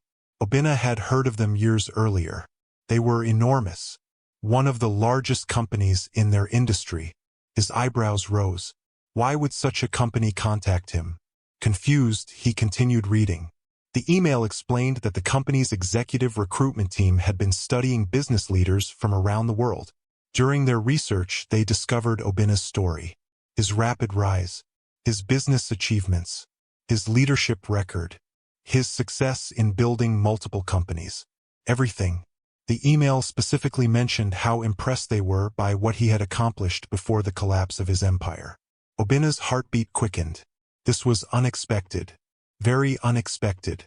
Then he reached the next paragraph. The company also knew about his downfall. The betrayal by his business partner. The financial scandal. The collapse of his businesses. Most importantly, they knew that investigations eventually proved he had been innocent. Obinna stared at the screen. His hands trembled slightly. Someone had taken the time to learn his entire story. Not just the success. The failure too. He kept reading. The recruitment team believed that leaders who overcame adversity often developed qualities impossible to teach. Resilience, humility, character, perseverance. According to them, Obinna possessed all those qualities. His breathing became shallow. The email continued. They wanted to discuss a senior management position, a position within their American headquarters. For several seconds, Obinna simply stared at the screen. His mind struggled to process what he was reading. Felt unreal, impossible. Surely this couldn't be genuine. Perhaps it was still a scam. He reread the email, then read it again, and again. Everything looked legitimate. Company logos, official contact information, executive signatures, professional formatting. Nothing appeared suspicious. Still uncertain, he approached the cyber cafe owner. "Can you look at something?" The owner adjusted his glasses. "Of course." Obinna showed him the email. The man read quietly. As he reached the end, his eyes widened. "Wow! What do you think?" The owner looked at him. "This doesn't look fake." Obinna felt his pulse quicken. "You think it's real?" The man nodded slowly. "It certainly looks real." For several moments, neither spoke. Finally, the owner grinned. "My friend, if this is genuine, your life might be about to change." Obinna laughed nervously. "Let's not get ahead of ourselves." But deep inside, hope was already beginning to grow. Before leaving the cafe, he carefully saved the email and printed a copy. The entire motorcycle ride home felt surreal. His thoughts raced continuously. What if the offer was genuine? What if it wasn't? What if someone was playing a cruel joke? The possibilities spun endlessly through his mind. By the time he reached the village, he felt mentally exhausted. As he entered the compound, Amaka immediately noticed something unusual. Her husband looked stunned, almost shocked. She stood quickly. What happened? Obinna remained silent. The expression on his face worried her. "Obinna!" Without speaking, he handed her the printed email. Amaka took it carefully. Then she began reading. The further she read, the wider her eyes became. By the time she reached the final paragraph, her mouth had fallen open. For several seconds, she simply stared at the paper. Then she looked at him. Then back at the paper. Then back at him again. "Is this real?" Obinna laughed nervously. "I don't know." Amaka sat down slowly. Her hands trembled. "They want you to work in America?" "Apparently." "They read about your story?" "Yes." "They know everything?" "Yes." Silence filled the room. Neither knew what to say. Finally, Amaka smiled. Then she laughed. Then she began crying. Happy tears. Overwhelming tears. The emotional reaction surprised both of them. For months, life had been difficult. For months, they had struggled. For months, they had continued moving forward despite uncertainty. And now, suddenly, a door seemed to be opening. A door neither expected. Obinna sat beside her. "You shouldn't get excited yet." Amaka wiped her eyes. "Why not?" "Because we don't know if anything will happen." She shook her head firmly. "No." "What?" "This means something." Obinna smiled. "You sound certain." "I am." "How?" Amaka looked directly into his eyes. "Because God didn't bring you this far for nothing." The conviction in her voice touched him deeply. That evening, neither could think about anything else. They discussed every possibility, every scenario, every dream. What if the company actually hired him? What if they moved abroad? What would life be like? Would they adapt? Could they succeed? The questions seemed endless. Later that night, after dinner, Obinna sat outside alone. The stars stretched across the sky above him. The village remained peaceful and quiet. Everything looked exactly the same. Yet somehow everything felt different. For the first time since losing his fortune, a new opportunity had appeared. A genuine opportunity. Not because of luck. Not because of connections. But because someone recognized his abilities. Someone saw value in him. The realization filled him with emotion. A few minutes later, Amaka joined him. She sat beside him without speaking. Together they stared at the stars. Then she gently rested her head on his shoulder. "You know what I think?" Obinna smiled. "What?" "I think this is only the beginning." He looked at her. Hope shone brightly in her eyes. For months she had believed in him when nobody else did. Now that belief seemed closer than ever to being rewarded. As the night deepened around them, neither realized that the mysterious email would soon transform their lives forever. Because the next message from America would contain something far greater than either of them expected. A message capable of changing their future. A message capable of taking them thousands of miles away from the village. A message capable of proving that sometimes, after losing everything, life gives you a second chance. And that second chance was already on its way. The days following the mysterious email felt unreal for Obinna and Amaka. Every morning, they woke up wondering whether the opportunity was genuine. Every evening, they discussed what might happen next. Yet despite their excitement, both tried to remain cautious. Life had taught them painful lessons about false hope. Obinna especially understood disappointment. He had once stood at the top of the business world. He had owned companies worth billions. He had watched his dreams collapse almost overnight. Because of that experience, he refused to celebrate too early. Still, deep inside, a small flame of hope continued growing. 3 days after receiving the email, Obinna returned to the cyber cafe. The American company had requested a video interview. His heart raced as he read the message. A video interview. This was real. Scammers didn't conduct professional executive interviews. The company had even included details about the interview panel. Senior executives, board members, department directors. Everything appeared legitimate. When Obinna informed Amaka, she nearly dropped the basket she was carrying. A video interview? He nodded. They want to meet me. Amaka's eyes widened. This is really happening. Obinna smiled nervously. Maybe. No. She shook her head firmly. It is. The interview was scheduled for the following week. During those days, Obinna prepared extensively. He reviewed business principles, studied industry trends, read articles about international logistics and supply chain management.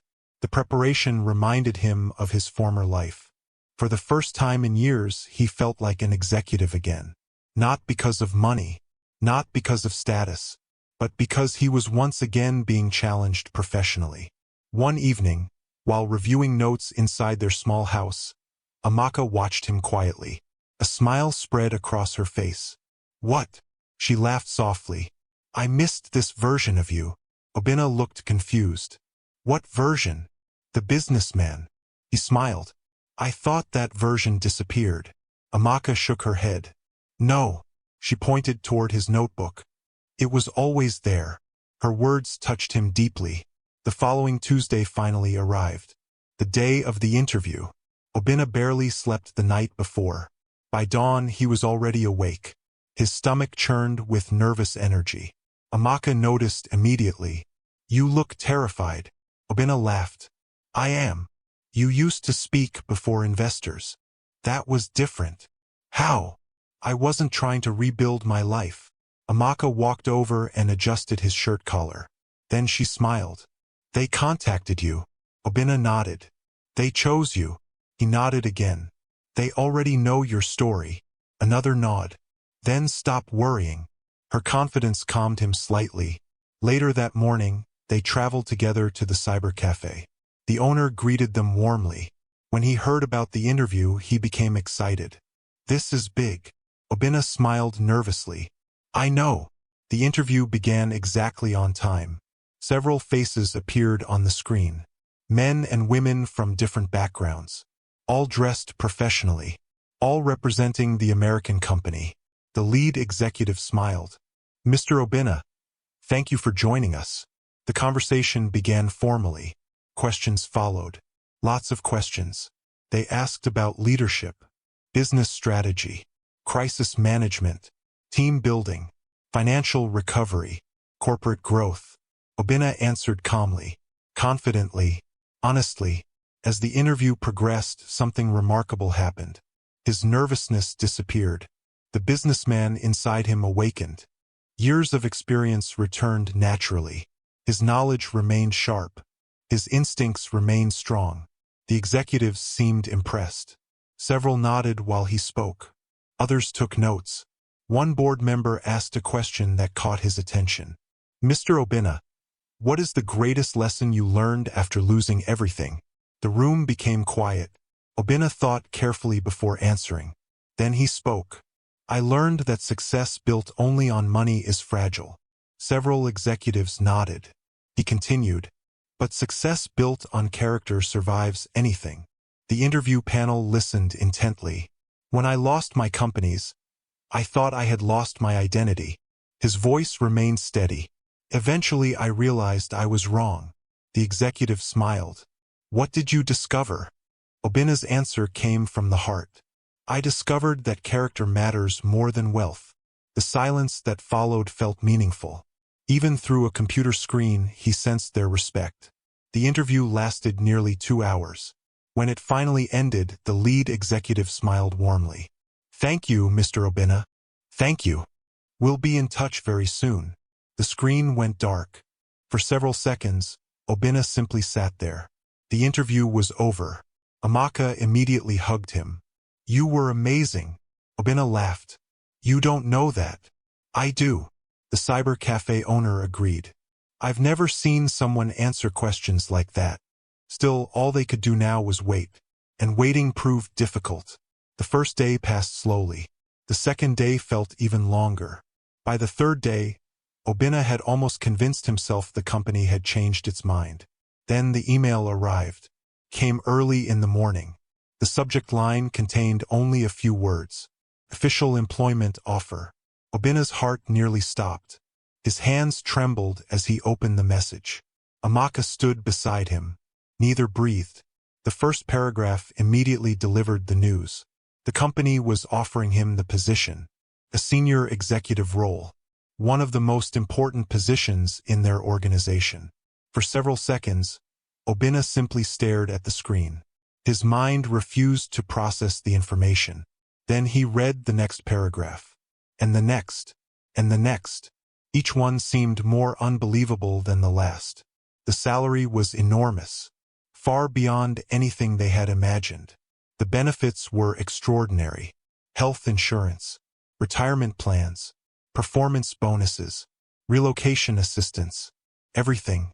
Then came the part that left both of them speechless. The company would provide a fully furnished house. A company vehicle. Travel expenses. Temporary accommodation upon arrival. Even assistance with immigration paperwork. Amaka covered her mouth. Tears immediately filled her eyes. Obinna felt completely overwhelmed. The opportunity was far greater than either of them expected. For a long moment, neither spoke. Then Amaka began crying. Not softly, not quietly. She cried openly. Years of struggle seemed to pour out through those tears. Obinna pulled her into his arms. Soon tears filled his own eyes as well. For months they had endured hardship. For months they had worried about survival. For months they had trusted that somehow life would improve. Now that improvement stood directly in front of them. The miracle had arrived. That evening, they celebrated with the only luxury they could afford. A special homemade meal. As they sat together eating beneath the stars, neither could stop smiling. Several times, Amaka reread the offer letter. Each time she reacted exactly the same way. Disbelief. Excitement. Joy. The following day, the news spread throughout the village. And the reactions were immediate. People were stunned. Completely stunned. The same villagers who once laughed at Obinna now struggled to believe what they were hearing. A company in America hired him? Impossible. No. It's true. They offered him a senior position. Some people refused to believe it. Others became jealous. Many simply stood speechless. The transformation happened almost overnight. Suddenly, the former critics became friendly. Very friendly. One afternoon, Obinna encountered several men who had mocked him repeatedly. Now they greeted him enthusiastically. My friend. Obinna almost laughed. Months earlier, those same men had called him a failure. Now they wanted friendship. The change was almost comical. Meanwhile, several women who once insulted Amaka suddenly praised her. You're such a good wife.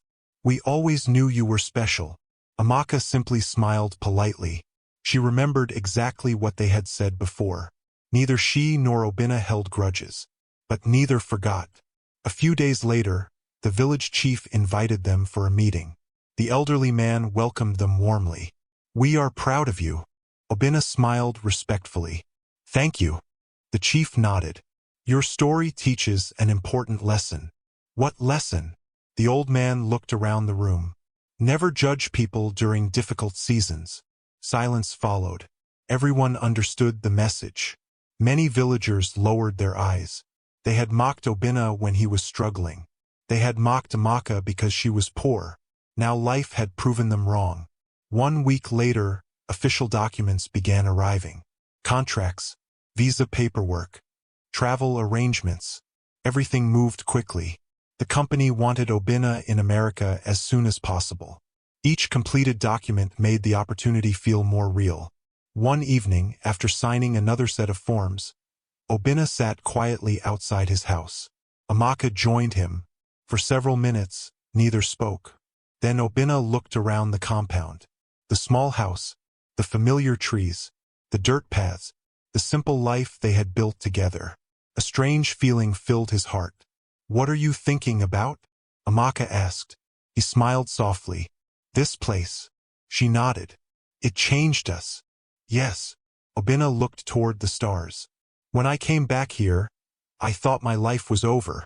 Amaka reached for his hand. "But it wasn't." "No." He smiled. "It was just beginning."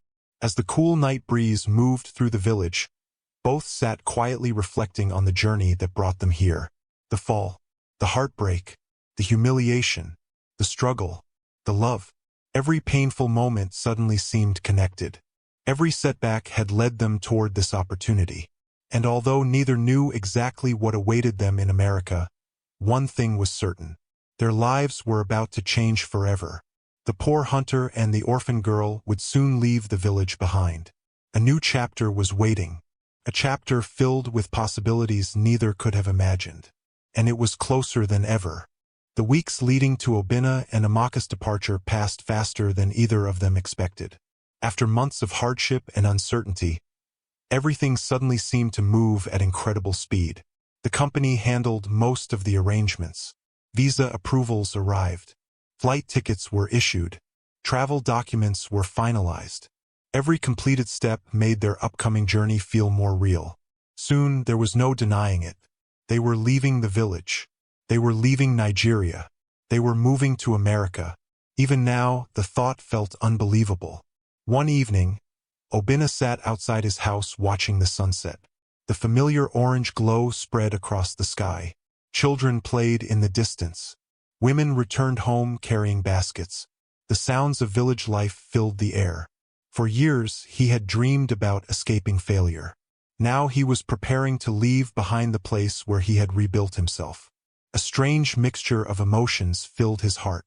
Excitement, gratitude, nervousness, sadness. Amaka joined him on the wooden bench. "You've been quiet lately." Obinna smiled. "I'm thinking. About America?" "Partly." She leaned her head against his shoulder. "What else?" He looked around the compound. "This place." Amaka understood immediately. The village had been the setting of their most difficult days. Yet it had also given them their greatest blessings. Here they had met. Here they had fallen in love. Here they had built a marriage. Here they had discovered who they truly were. Leaving wasn't easy. Not because they wanted to stay poor, but because they were saying goodbye to an important chapter of their lives. The following morning, news spread that their departure date had been confirmed. Within hours, villagers began visiting their house. Some came to congratulate them. Others came out of curiosity. A few came seeking favors. The change in people's behavior remained astonishing. Those who once mocked Obinna now praised him openly. One elderly man who had repeatedly laughed at him during his hunting days arrived carrying gifts. "Obinna, my son." The sudden affection almost made Obinna laugh. The man handed him a basket of fruits. "We are proud of you." Obinna accepted the gift graciously. "Thank you." The man hesitated. Then he lowered his eyes. "I owe you an apology." Obinna remained silent. Months earlier, such an apology would have meant a great deal. Now it felt unnecessary. Still, he appreciated the sincerity. I judged you unfairly. The elderly man sighed heavily. I only saw your failure.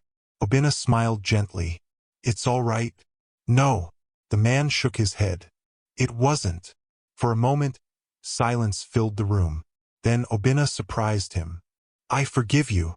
The old man's eyes became emotional. Those simple words seemed to lift a burden from his shoulders. After he left, Amaka smiled. You really meant that? Obinna nodded. Of course. She looked impressed. A lot of people would have held a grudge. Obinna thought about it carefully. Then he shook his head. Bitterness only hurts the person carrying it. Amaka smiled proudly. This was one of the many reasons she loved him.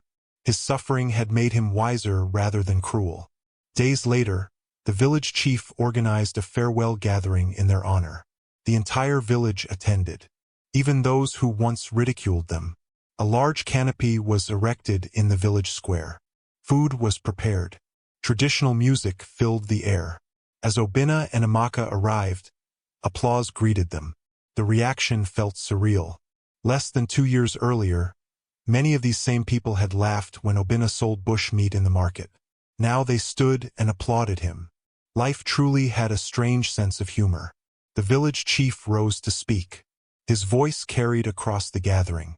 Today, we celebrate 2 people who taught us valuable lessons. The crowd listened attentively. Many of us judged them. Silence spread through the audience. We mocked them. More silence followed. We underestimated them. Several villagers looked down. The chief nodded slowly. But they never responded with hatred. He pointed toward Obinna and Amaka. They responded with dignity. The audience applauded loudly. The chief continued. Their story reminds us that difficult seasons do not last forever. The applause grew louder. As Obinna looked around the crowd, he felt no anger, no resentment, only gratitude. Everything that had happened, the good and the bad, had shaped him into the man he had become. That night, after the celebration ended, he and Amaka walked home beneath a sky filled with stars. Neither spoke for several minutes. Then Amaka laughed softly. What? She shook her head. Do you remember when people called us the failed billionaire and the poor orphan? Obinna laughed. How could I forget? Now look at us. He smiled. Life changes quickly. Very quickly. They continued walking hand in hand. The future felt closer than ever. Finally, departure day arrived. Before dawn, the village was already awake.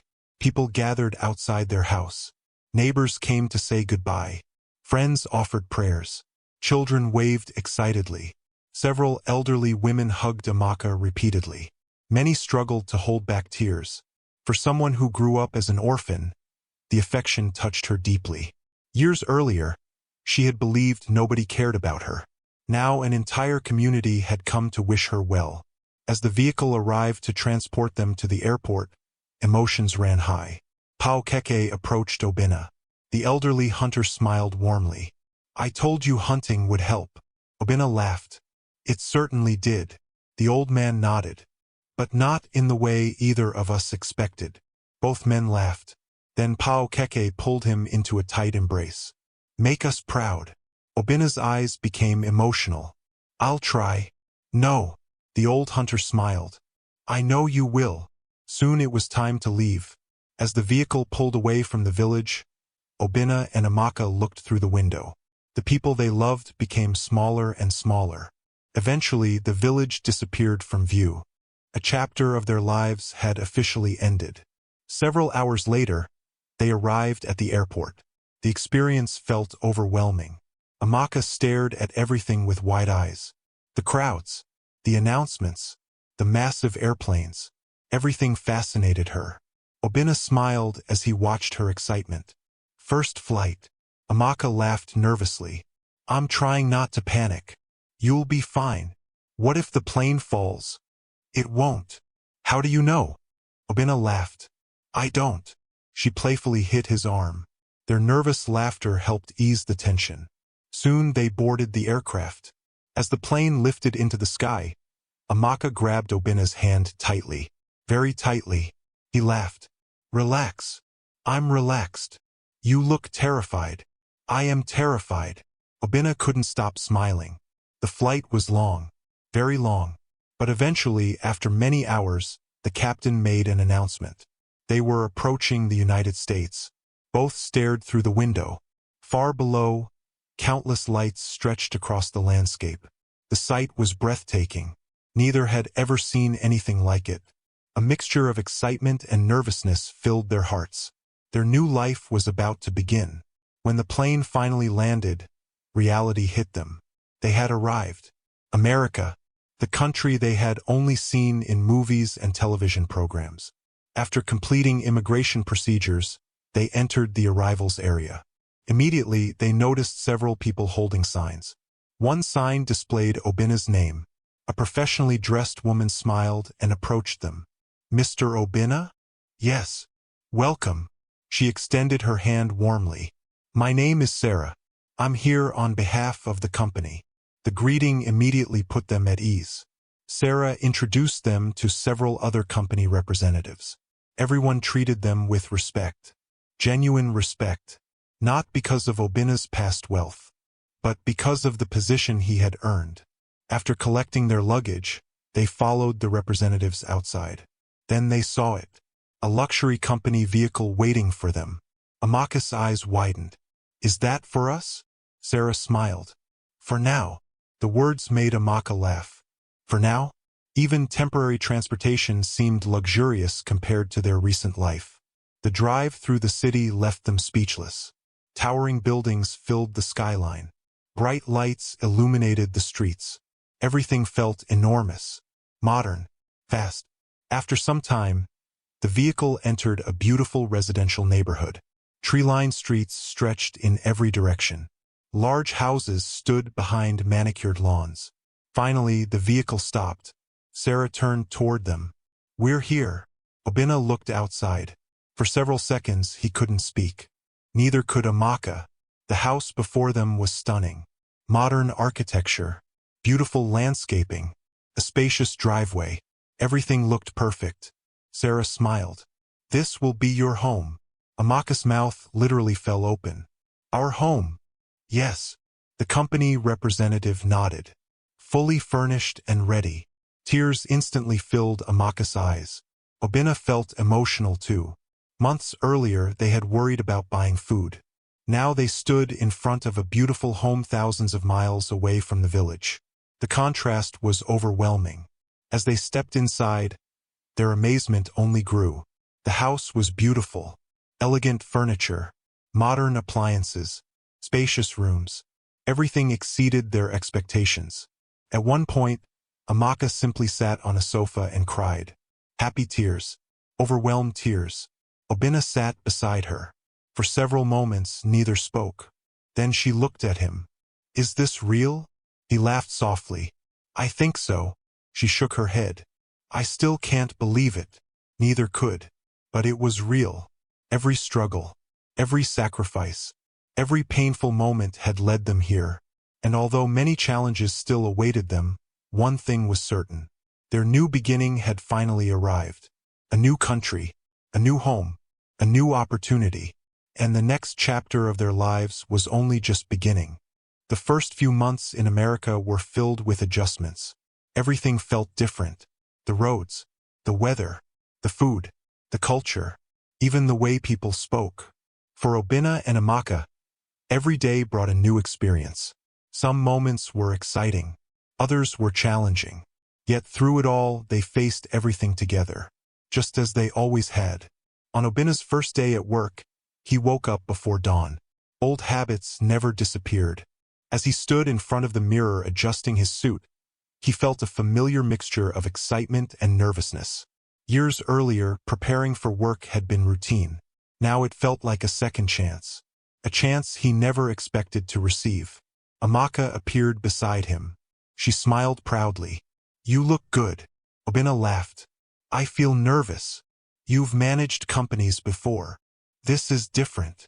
Why? He thought for a moment. Because this time, I know how much I could lose. Amaka gently held his hand. You won't lose it. Her confidence made him smile. "You always sound certain. Because I believe in you." The words strengthened him immediately. As he left for work, he realized something important. Years earlier, he had faced the business world alone. Now he had someone standing beside him. Someone who believed in him completely. The difference was enormous. When Obinna arrived at the company's headquarters, he was amazed. The building was massive. Glass walls reflected the morning sunlight. Hundreds of employees moved through the lobby. The atmosphere buzzed with energy and professionalism. Several executives welcomed him warmly. Meetings filled most of the day. Introductions, presentations, strategy sessions, operational reviews. The workload was intense. But something unexpected happened. Obinna felt alive again. The challenges energized him. The responsibility motivated him. The opportunity inspired him. Most importantly, he realized he hadn't lost his skills. Not even close. His years of experience remained valuable. His instincts remained sharp. His leadership abilities remained intact. The only difference was that now he possessed something he lacked before: humility. By the end of his first month, company executives were already impressed. His recommendations improved efficiency. His leadership strengthened team morale. His strategic decisions produced measurable results. Word spread quickly throughout the organization. The new executive from Nigeria was exceeding expectations. Meanwhile, Amaka was also adapting to life in America. At first, the transition overwhelmed her.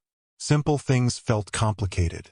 Public transportation, shopping centers, technology. Everything seemed unfamiliar. But Amaka approached every challenge with curiosity and determination. Soon she began taking classes, learning new skills, meeting new people, exploring her new environment. Her confidence grew steadily. Yet despite the comfort of their new life, neither forgot where they came from. The village remained close to their hearts. Often they spoke about Nigeria. They remembered the mango tree where they spent countless evenings talking. They remembered their small house. They remembered Pao Keke. They even remembered some of the villagers who mocked them.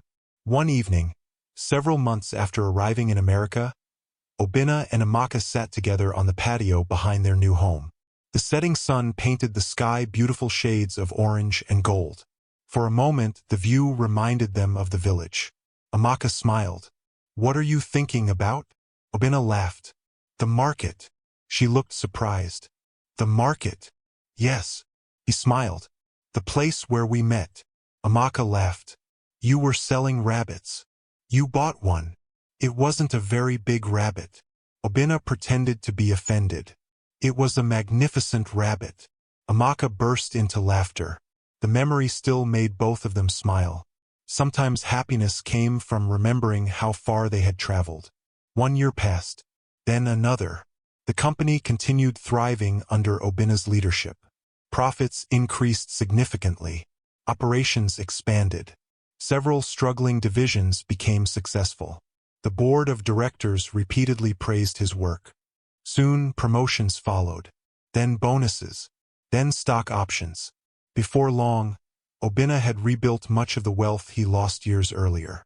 The irony wasn't lost on him. When he desperately wanted success, it had slipped away. When he focused on character, purpose, and relationships, success returned naturally. The lesson remained with him forever.